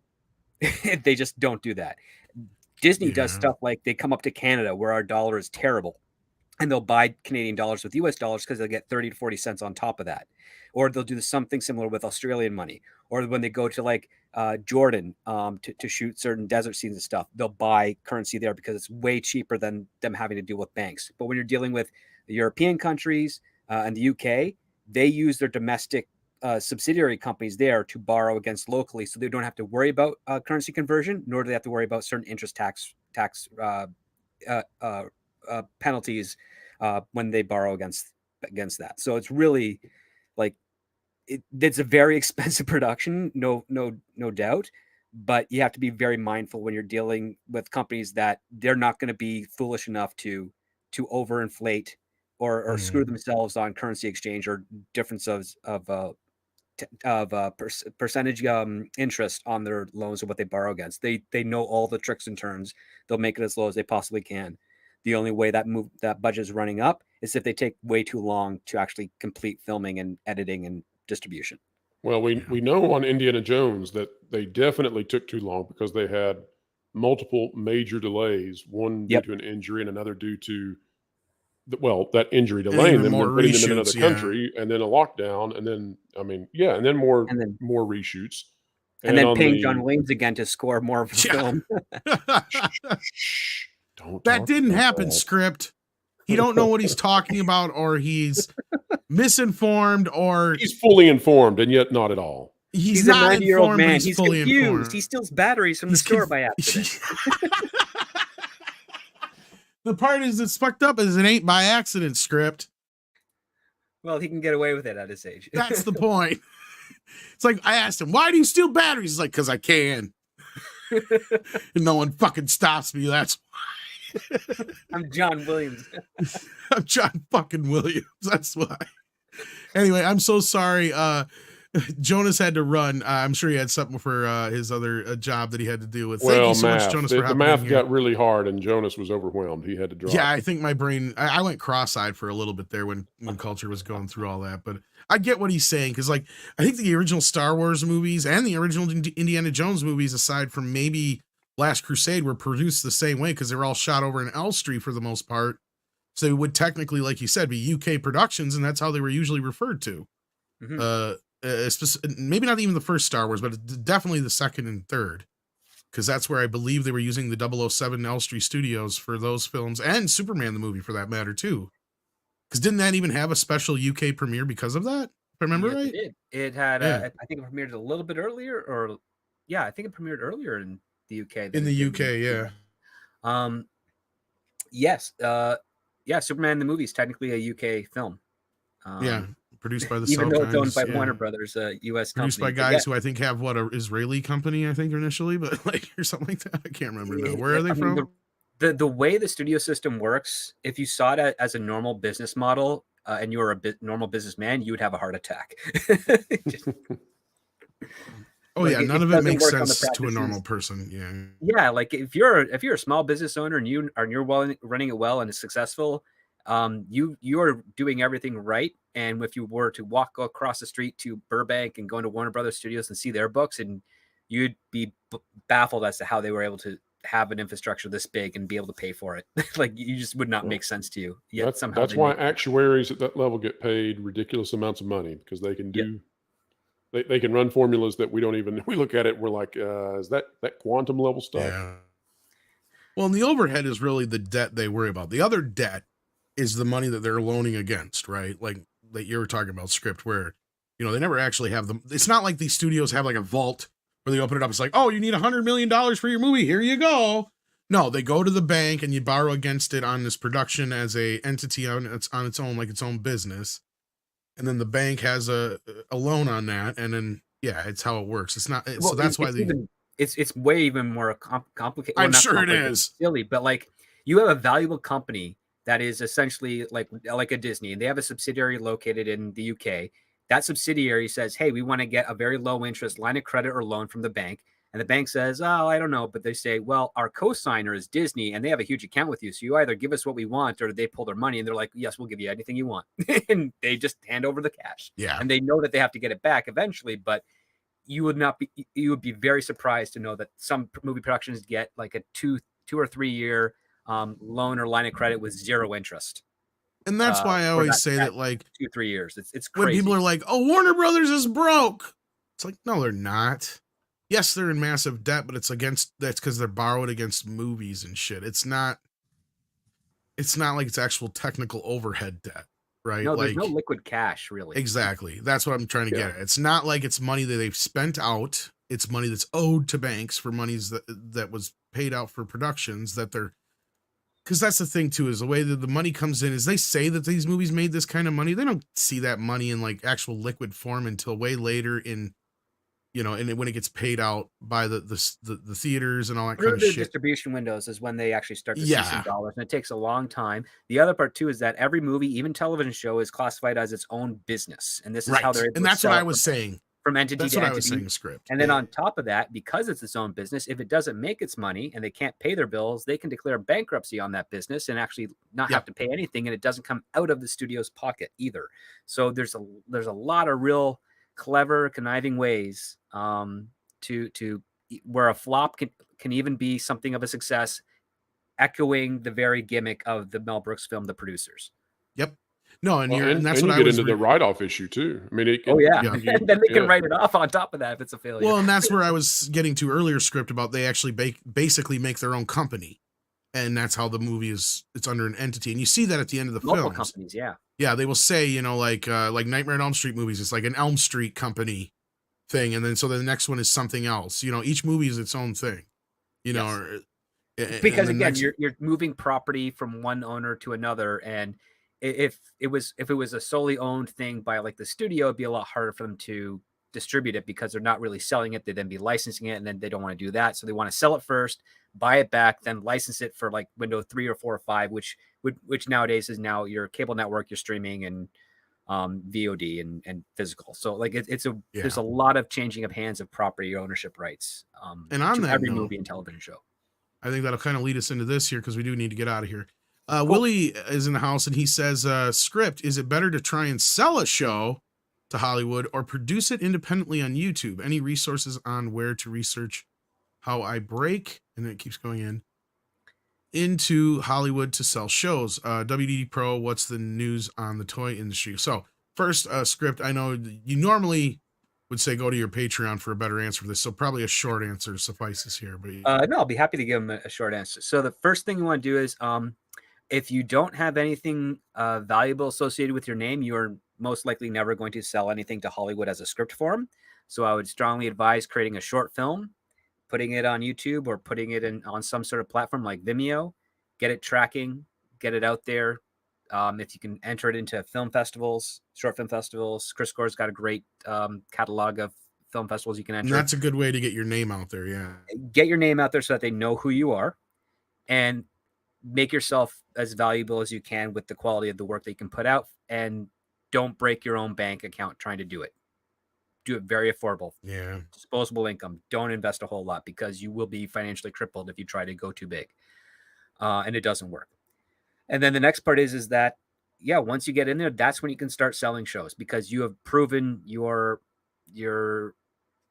skill set to them. That's what they need. But the only thing that's going to hurt you the most is the current politics that's happening right now. Regardless of the woke aspect, there is a generation in Hollywood that just doesn't want fresh blood right now.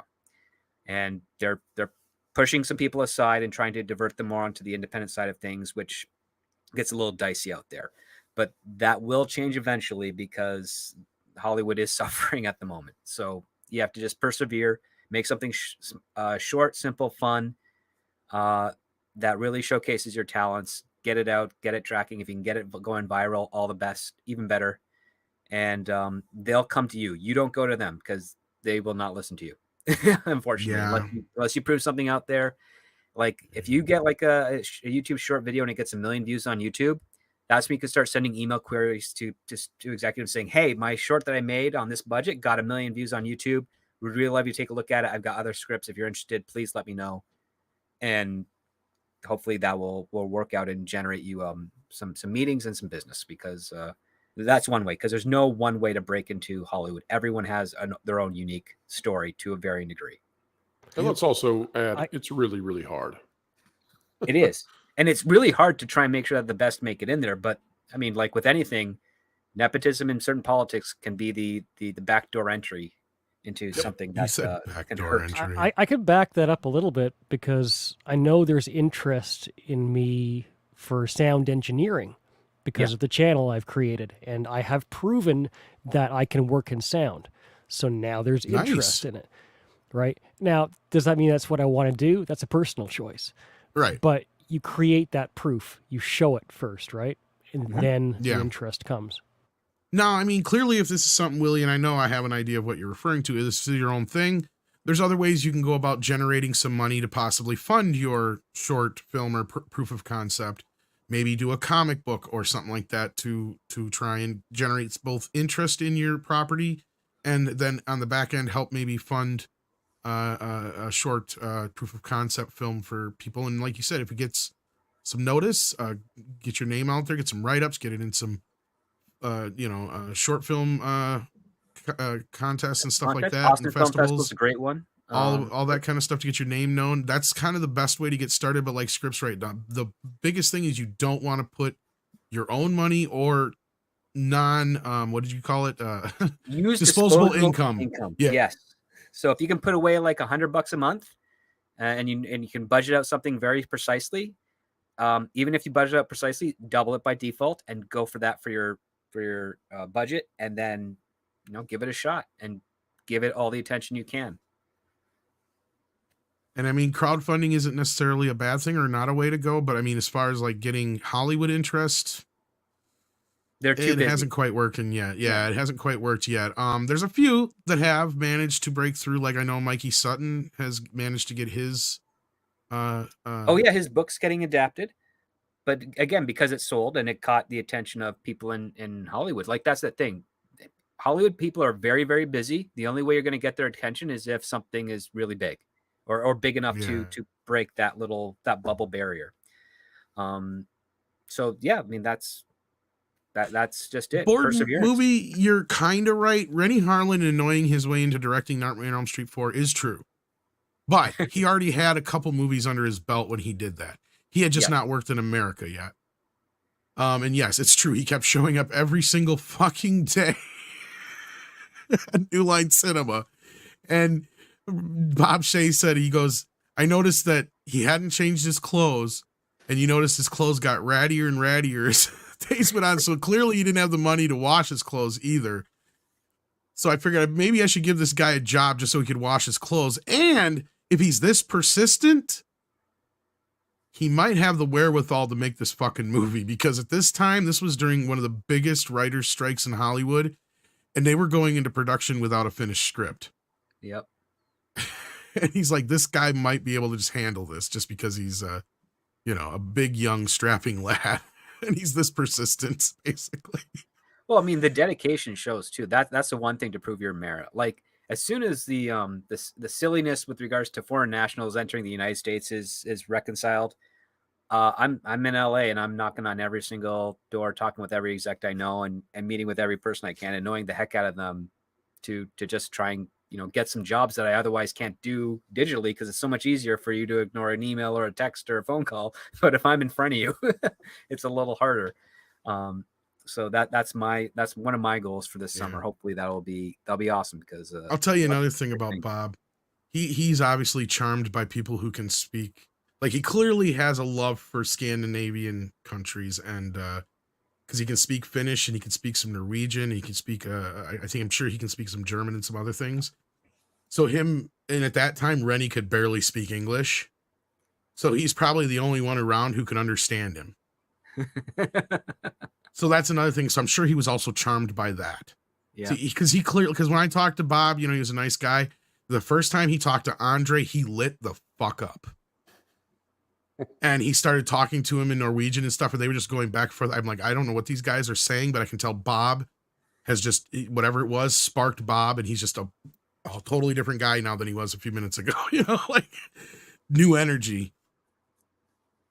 So I'm sure that's what a vibe he was getting off of him. So he's like, yeah, this guy's got the energy to do this, like, kind of thing. And it was probably just him getting intrigued by the guy alone, because I don't think he even watched his movies until after they decided to take him on.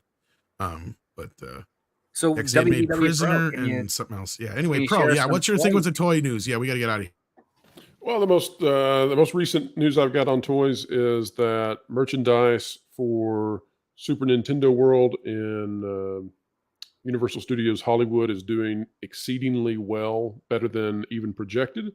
And so that is starting to rev up some deals for future Nintendo products related to what I am calling the NCU. That is these various Nintendo cinematic endeavors that are coming after Super Mario Brothers does fantastic at the box office. So that looks inevitable. So get ready. More shelf space will be going to Nintendo stuff.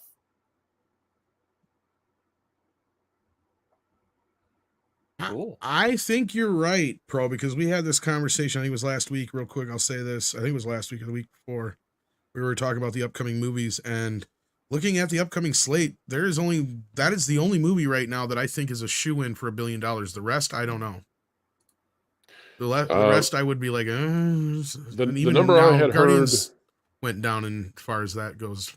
But anyway, go ahead, Pro. I'm sorry. Well, the number that I had been told through one industry insider is that 700 million was originally considered to be a win for Super Mario Brothers, and the projections are way higher. So everybody behind that and involved with negotiating with Nintendo for future properties, they're ecstatic.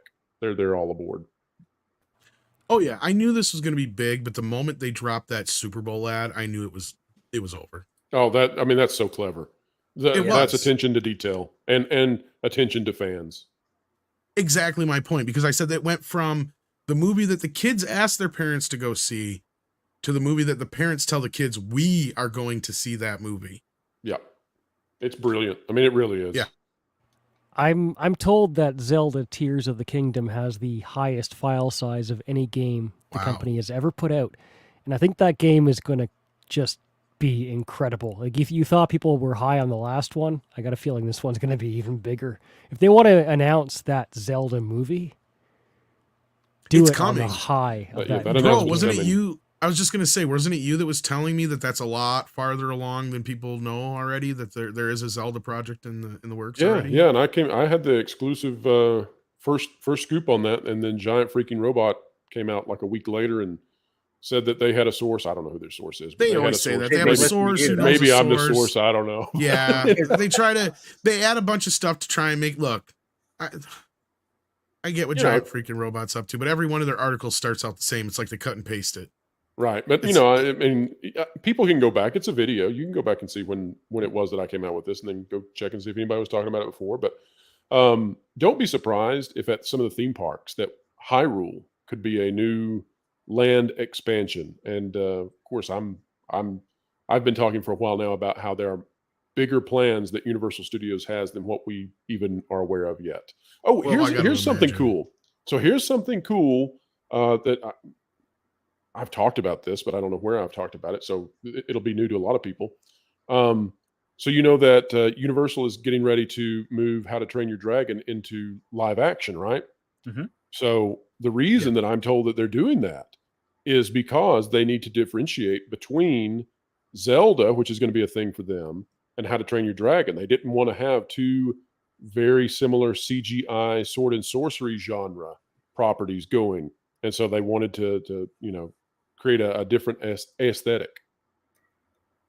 Oh, that's good because I mean they've been trying to make a Zelda film since 2006. Yep.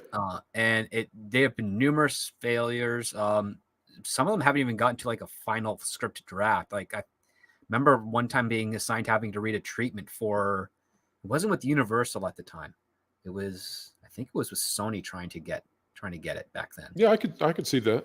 But no, they've been trying for a very long time to make a Zelda film, and Nintendo was always a big problem, right? Nintendo was always Nintendo stringent. wanted to keep it like Zelda, and a lot of the studios want to make it kind of like a live action adventure fantasy film. Right, And which that's gone now. Yeah, I think Nintendo was like, well, we prefer a cartoon, if I remember correctly. Well, if Super Mario Brothers does well, and it has every reason in the world to do so, and this Zelda thing is already in the works, right, in pre-production, then, I just can't see how it won't be just blazingly successful. It ought to just blow the coffers. It's one of the few untapped resources, I would say, because, like, look, I get it how the original Mario Brothers made Nintendo a bit leery about coming back to Hollywood. I totally get it. They also had the Wizard, which was the other association they had with Hollywood that didn't work out for them. What was the TV show? They had a TV. They had the TV show that was Kid They had the Nintendo Super or Mario Brothers television show, which had they had that. cartoon shorts. Yeah, but there was the and, kid. like, There was Zelda the kid who shows. had the controller and That he had a was little Kid Game Boy. Nintendo or whatever Captain it was. N. That was Captain N. Captain N. Yeah, N. Captain N. Nintendo. Yep. And that had Zelda with it. See, that was attached That to was one Zelda. of the ones that had Zelda with it. The live action Mario Brothers show also had Zelda. That's right. You're right. Script. Yep. Because they I remember that diversified now. it all. I actually think I have those. Because they actually had a Zelda few shorts. different Mario Brothers. They had Mario Brothers, the one that you're talking about, script with the live action interstitial shit. Yep. Then they had the one that was specifically Super Mario Brothers 3 based. Yes, and then they had another cartoon, Mario Brothers, after that. Yep. No, they had a. I mean, Nintendo Well, was doing CBS really- had one on Saturday morning too, and I can't remember if that was the Super Mario 3 one or if that's the one you're thinking of. Well, that was Meanwhile, technically- one Steve that I Urkel was remember playing was Sonic more the Mario Hedgehog. 2 based inspired, if I'm not mistaken. I think that was the one with the live interstitials, but you could be I right. think There that was might have with the been live ones, yeah. See, because that was more based on Mario Brothers 2, and then like CBS did their version, because I believe it premiered the same year that they took over Ninja Turtles. And I remember that version being more associated with Mario Brothers 3. And it was, I think, different voices. Mario even. Brothers 3 had them doing the had the raccoon tails, flying Yes, stuff, all and that everything. kind of stuff. Yep. Yeah, And it didn't have the live action lead-ins and all that business. it didn't have the live action lead-ins. It was very much inside the world. Princess Toadstool, and all that stuff. I remember it was going up against the Sonic cartoon series that later came out around the Yeah. same time, where Urkel was voicing the character, if I'm not But mistaken. yeah, you're thinking of Captain That was the N, Sonic Saturday AM cartoon. Something like that, yeah. Yeah, but initially, Pro, you're thinking of, Captain N, which was just basically a kid who used like the Power Glove and other things. Yeah. And All and the they had, Nintendo accessories. It's like- yeah. And I think, didn't they have a character from Metroid or something like that in it too, or something? I can't remember now. I can't remember that, but I do remember it was very much of a Tron premise where he gets sucked into Yeah, his live guy, exactly. gets sucked into the television. Well, that's what I was saying. And I think that like there was that one chick character. I think she was a character from Metroid or something like that. But anyway, yeah. And then that led into that version of Zelda. But then there was the other version of Zelda that was attached to Mario. I forgot about that. Yeah. Well, I mean, Universal's also trying to get Metroid off the ground too. They've been trying to get that off Yeah. for 8 years now. Well, they got to catch up Wow. with Sega now because Sega's got Sonic and Streets of Rage, and I think I can't remember what else they got in the works Well, already. okay, here's another one. Don't be surprised if after they finish the Sonic trilogy, if they go into a fully CGI Sonic series. That's Oh, I would wouldn't not be be surprised surprised at in the all. very least. Not at Yeah. all. Yeah. No, and I'm sure Paramount wants a few more Sonic movies. I'll be honest with you, especially Those once Sonic they get movies are rid of doing Jim very well Carrey. for them.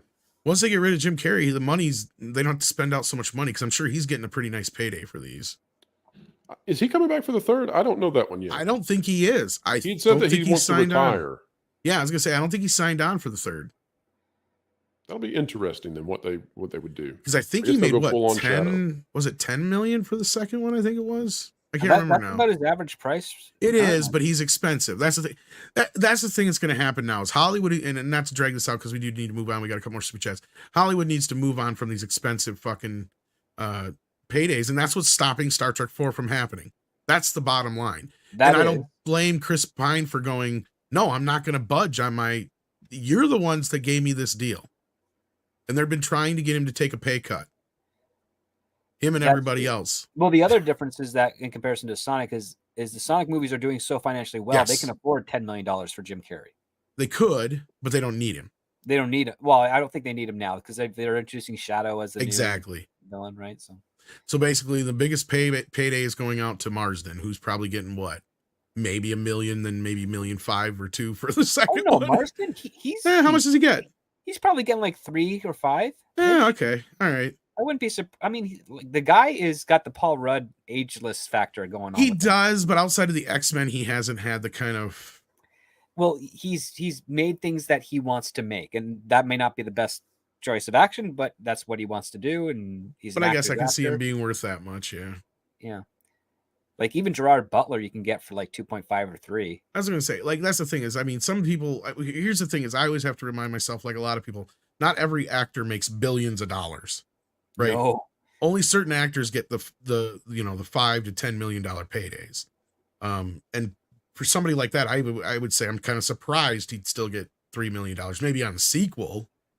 But yeah, I Jim guess. Carrey was worth more for the first movie because they needed a name that would attach to it to make it. I don't know how like much it was a he real, got, but real deal, But then once it becomes popular, then they don't need him anymore. No, exactly. But that's the thing is most of the time these things don't become a problem until the sequels. And that's kind of the whole thing with Warner Brothers right now. Again, not to get down that rabbit hole either, but like, yeah. Call sign Alucard says just finished episode 3 of STP and portal weapon. It turning out to be plot convenience weapon. I don't like it. Riker's comm to Picard would never happened. Took me out. Okay. So I haven't seen this new episode yet, so I can't. Comment. I mean, there's some. I will say this: it's better written than what other Star Trek Picard episodes are, and other Star Trek Secret Hideout stuff is. But Collaborating Times is right. There are some things that kind of really tarnish some of the characters. There's some contrivances. However, I think this episode is far superior than the previous one we had. But again, I don't know if this is actually going to stick the landing or not. I have my reservations. And I think they're saying that there was another series based on Super Mario World, and that would make sense. So that might be the other one we were thinking of. I think there was a Yoshi series. Yep, because that Yoshi was in. I was just going to say, I remember that now. Because he didn't come in until Super Mario World. Yeah. Glade Ribbon says, WDW Pro, I know the D&D OGL thing is settled for now. But did your toy contacts have an opinion on Wizards of the Coast antics? Well, given that you dropped $5, I wish that I had an answer for you, but they have not given me any info on Wizards of the Coast and what's going on there, other than that the whole thing is just mired in the same kind of stuff that we're seeing across all of entertainment, and that is this woke ideology and putting identity over everything else. But beyond that, and to get into specifics, they haven't provided that to me. I wish they had. I would love to give you a more helpful answer. There you go. And did you get to answer the any new toy news question for Willie? I forgot if we got a chance. Yeah, it was the Nintendo merchandise selling like gotcha. crazy Yep, for gotcha. Super Yep. Nintendo. Okay, that's what led us down that road. Okay, I was just making sure. Mecha J says fans have wanted a Zelda movie TV series for years. Mario doing well might make that happen. Well, I think you might have sent this just before we got into that part of the conversation, but it sounds like that dream may be coming true a little bit quicker than we thought. But we'll have yet to see, on an official announcement for that yet. But I'm sure they're waiting to do that till after Mario Brothers. Like they don't want to take any attention. Well, there's away no from reason that. to steal the thunder from Exactly. Mario. Well, that's what I'm trying to say. Yeah, exactly. So no sense in doing it. They'll wait till after. And how did Discovery get 5 seasons? It was contracted to get It was 5 the initial seasons. deal. Yeah. Yeah. And Netflix Yeah. paid a lot of that up front, unfortunately. Yep. And that's the thing that probably kept it into play too, is other what other deals they made too on the side. Because Netflix has been out of the deal, I think, since season 3. Since season 3, but we've also heard that even though Secret Hideout bought out all of Toronto's Pinewood Studios, they've been leasing it out to other productions and making money off the top of that. So that's probably what's been helping. Well, and the other thing, Script, is even if Netflix bought their way, or they not bought Netflix out of their contract, however that worked out, that doesn't mean they bought their way out of the contract with the people who were contracted to make the show. That's right. Right. And if they were dumb enough to make pay or play kind of contracts like that, then yeah, it's pretty stupid. But they may have, being under the purview of Netflix. So we don't know the logistics of those contracts, though. So that would be my guess. But if anyone has a copy, send them to us. Yes. And if anybody has a copy besides Robert Meyer Burnett, no, just kidding. He doesn't. He doesn't have a copy. I've grilled him for a few hours on that. I've grilled him for shit too. I've even asked him, like, it's kind of funny. I feel like I'm the only one who knows you who hasn't seen the whole season of Picard yet, and he just laughed. So, and that's my answer, I guess. Jex Reffy says, for 20 years, and thank you for the $10, Jex Reffy. For 20 years, I've called all these nostalgia remakes the continuing bastardization of my childhood. And I can't believe I'm rooting for Nintendo and Sega to do well after Marvel and DC wokeness. Well, the beauty of it is that the company and the people behind those properties, at least at this point, have not given us a reason to believe those things about them. But I do want to say, be careful with the whole childhood thing, because it does it gives fodder to those who want to, come after us a little bit. But yeah, anybody else have a comment on this whole thing? The reason they're going to Nintendo and Sega to get these properties from them, and they're looking for more properties from Japan, is because a huge swath of properties in the West are all considered to be damaged now. And the ones that were once considered to be evergreen properties are basically not. So these companies are going to Japan, going to Asia, in order to find pristine properties that people don't have a problem with yet. Hopefully they don't introduce the same issues into those and make them divisive. Yeah. And what I mean is, like, I get where you're coming from, Jex, too. I mean, I agree with you on a lot of the whole bastardization of my childhood. It's just using that phrase can feed the trolls, is all I'm trying to say. Yeah, I mean, for me, my childhood has already happened. It's secure. I have very fond memories of all those franchises, because it doesn't matter what they do now. I won't let them take those good feelings and those inspirations away from me, because I those spent people many are a day fraudulent. in my basement pulling the wings off of flies. They'll never take it from me. Exactly. Like it's that fraudulent creators cannot damage the true joy that you had as a kid when you fell in love with those stories, be them in books, comic books, film. We've television. had panelists say that they can't watch, TNG anymore because of Picard, or they can't watch the original Star Wars anymore. And I've had probably one of the worst divorces with Star Wars, but I can at least still watch the original 3 films. Do I have a real desire to? I could agree that, yeah, my desire to watch them has probably been soured by the newer stuff, but that doesn't mean that I wouldn't watch them. I know the moment 4K 80 comes out finally, I'm going to sit down and watch all 3 movies back to back. Oh yeah, me I'll too. tell you that. I've been kind of just waiting for that, really, is all. But no, I have no problem going back and revisiting TNG. In fact, there's a lot that I never got to see when it was originally on that so it's new to me right now. So that's the beauty of that part. But no, I'm with Script. I have never allowed anything to really sour my love for something in the past. Normally that has not happened. Star Wars is probably the closest. To where I really don't have anything Star Wars around me anymore. Well, they gave it everything they had with Star Wars. Yeah. I just refuse to give Disney that much control over my psyche too. That's the other part. It's like, yeah. I know you guys are fake. You're not gonna change me.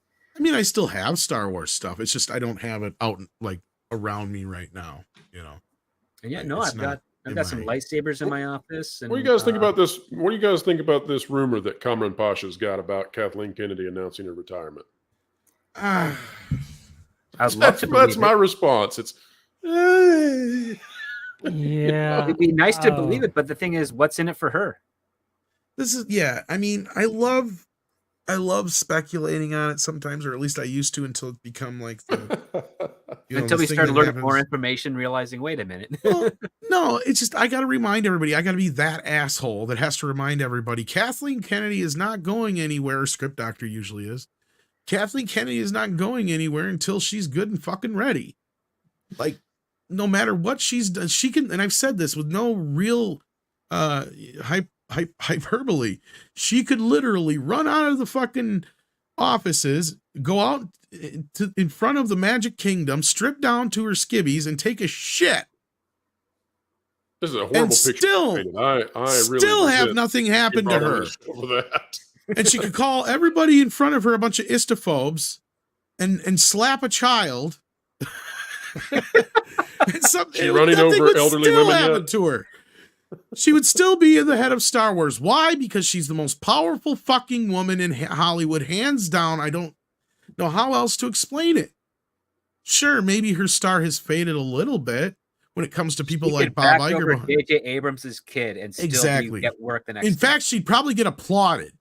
There would be a lens flare. That might be something that would help her. Actually, at this point, her publicist is sitting there weighing that options right now. Well, you would go to prison for murder for the rest of your life, but she'd be like, no, I won't drive too fast. He'll survive. if we make it look like an accident, but you true, kind of. I was saying, Go if ahead, it's Cece. true, and at Celebration, they start giving her all the plaudits, and one of the things that they announce is, please look forward to the Acolyte, and that's totally in motion because it's one of her going away gifts and everything. Like they have a lot of work to do to rejuvenate the whole property one way or the other. Even if she goes, that doesn't just. I mean, people will be thrilled about it, but they still have to fix the underlying issues to begin with. Oh yeah, well that's not even a part of the problem. See, that's part of the agenda anyway for KK at this moment. Her agenda is to just go out on a high note, get all the accolades, and then go retire and hang out in the Bahamas and shit until she dies. And Right, get executive producer credit on for everything. the next 5-6 years. Yeah. Yeah. And just sit back and collect checks. Yep. Like that's the gist of it. But I hate to say it, she's not going to get some dressing down that people think she is. She's not going to get this tar and feathering and sent out of Hollywood. It's never going to fucking happen. She's in the Guinness Book of World fucking Records, not just for women producers, but as just simple producer, period. Hands down. She's the most successful producer of all time. That is a weight in Hollywood that she's going to be able to swing way past her death, even probably. That's the sad part. Like, people will kiss her ass even after she's dead, is my point. I hate to say it. I hate to fucking say it. Sorry to leave you true. hanging there, but all the rest of us were just hanging our head. Well, y'all know it's true. You can't argue with me because it's Kathleen fucking Kennedy and she's the Antichrist. That's true. I mean, of all of them, can't believe it. She was the one. And I call her that because, we've given that name to many other people. Oh, no. JJ never hid who he was. Kurtzman never hid who he was. Kathleen Kennedy, on the other hand, we thought going into this was a good idea. Why? Because she had worked with these great directors before and she didn't get in the fucking way. Well, little did we know she was going to stab George Lucas in the back. Sorry, Pro, go ahead. My bad. No, I'm fully agreeing with you. Once she had power, she was completely different. Very abusive of it too. I mean, the only thing that threw me off was that she was announced the president of Lucasfilm when Rick McCallum had been there for 15 years. And I heard Shepard Rick didn't want it. Indiana Jones and the prequel trilogy and the Clone Wars cartoons. And the fact that he decided to leave and start his own company in the Europe, everybody in town was like, what the heck's going on at Lucasfilm? Nobody, it's the most prestigious position he has in the independent studio world. Why would he leave?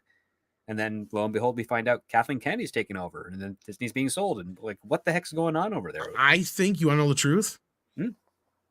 I think that Iger told George, and this probably isn't going to show up in anybody's book ever, but he told George, Rick can't be the guy. He's not, he doesn't have the panache. He doesn't have what Kathleen Kennedy has. Well, if you want to know how far Lucasfilm has fallen, Just go look at the Nielsen ratings that are recently out. These include Bad Batch, which should be on there. And if you go look at the top 10, here are, of course, Bad Batch doesn't appear because nothing Star Wars is anywhere on the charts. But if you want to see what it would be going up against, it was beaten by Women at War on Netflix, Bake Squad on Netflix, and Physical 100 on Netflix. Those are the things that are beating Star Wars properties that you would anticipate to see Star Wars somewhere on there. Nope, nowhere. So that's how it's bad. Practically a dead brand now. Yeah. It is. It really is. And I'll tell you another one too. If you really want to know Lucasfilm, I mean, Willow never appeared a single time on any ratings chart. Period. Nothing. I believe that. That thing was a disappointment and a half. That was the best. That was the most perfect response to. I'm waiting for the day that Ron Howard disassociates himself with that for some reason. Well, when he retires, he probably will. I wonder if he will, but I don't know. He also kind of went wacky.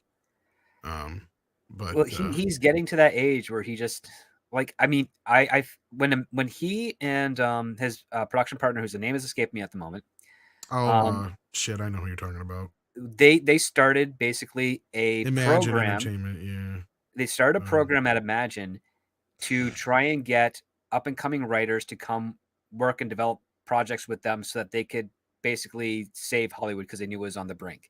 The biggest problem is that their vetting process was completely driven by identity politics and not by the talent, Grazer. even though it was kind of sent that way. It was called oh crap. I don't know what that was called, but it's Brian Grazer was the other guy. Brian Grazer, yeah. Brian Grazer was part of it. It was oh man, Imagine gosh, let me see if I can find it. Reimagine Tomorrow. It was Imagine Impact. That's what it was called. Imagine Impact. Oh god. Great idea. They would pay these writers some big change. And they'd be workshopping, shepherding ideas, basically like a show, a writer's room for a TV show, but pitching and developing and shaping ideas to make the best possible. But they picked people that I was looking at the roster of the people they selected, and I was thinking I'll try and do this. But as soon as I started seeing the roster, I'm like, they're getting people that are never going to deliver. They have minor credits, they have decent connections to people, but they've never been able to deliver on anything. They're not going to be able to make anything. And they did it, I think, 3 or 4 years in a row, and crickets to all the projects that were backed up. And I think that's what really broke Ron, because he was hoping that would be something he could, build up for Imagine and really give it a better foothold in the industry. And it did not go the way he wanted. Yeah. And I feel. Well, and also they're trying to sell the company too. I know they've been wanting to do that for a while, so I don't know if that they started doing. They wanted to do that after year 3 of Imagine Impact because they weren't getting. They realized that they couldn't sustain it on. I was gonna say I was implying that maybe they did that to help try and sell it, and then they realized, that's not gonna help. But no, I didn't know it was after the fact. So yeah. Checkbox hiring. Yep, exactly. Well, and then probably also Ron's daughter didn't help in that matter because. Yeah, she had been getting a lot of shit in Hollywood for trying to become a director, which was so stupid. I never understood that. Yeah, no, you would be like, look, you already gave her dad a hard time for years, and he proved you wrong. Give her a chance at least, right? Mm-hmm. But the other side of it too was just, I'm sure he just thought he was doing the right thing, but. Oh yeah, but this is the other part too with the nepotism in Hollywood that I've seen is that. Even if you're trying to go do your own thing and you have all this access to no one else does, you will still get people in the industry who's like, oh, you're trying to be a director. Good for you. I hope you give it a shot some way. I hope someone gives you a shot. I'm not going to, but someone else will. And they'll just kind of patronize you all the way until you actually end up delivering. Like that happened with Jason Reitman. Definitely happened with Bryce Dallas Howard. It almost happened with Max Landis, but then he screwed himself over. He fucked himself over. So yeah, Max is one of those guys. He'll say one smart thing, and then he'll say 10 other things that make me want to smack him up against. I call him one of the founding fathers of wokeism in Hollywood. He kind of is. You're not wrong. And there's probably a paper that could be written in that. But with that, I think we're going to wrap this up. Pro, I want to thank you for hopping in here, even though I misinterpreted your. It's all good. Maybe I should have been more. I probably should have been more specific and given dates. I have no idea. But it's all right. No worries. So we'll probably see you again next Thursday and Friday on the morning show instead of not tomorrow. And I'll got to make sure I don't think I can't remember if I told Andre or not. So I'll have to make sure to tell them not this week, next week. So thank you though for being here. And of course, CC as well for being here. We appreciate it. Is there anything you guys wanted to plug on your ways out the door? Well, of course, everybody's welcome to check out thatparkplace.com where we cover all the news that should be fun. Also, make sure to stop by my YouTube channel at WDW_Pro. Yeah. And if you go there, please go over there and check out my Peter Pan and Wendy video that I did. Like many other YouTubers, it faced some unexpected challenges that may not have all been organic. Those may have come from forces within YouTube or from the House of Mouse. I don't know who was doing it, but I've never seen a video have the comments disabled repeatedly without your knowledge, and that you can manually override, and then like 30 minutes later they're disabled again. And I know that other YouTubers had the same kind of thing happening. So go check it out. I can plug more if you'd like. I'll just keep plugging. Well, I already kind of gave CC a segue. I don't know if he stepped away or...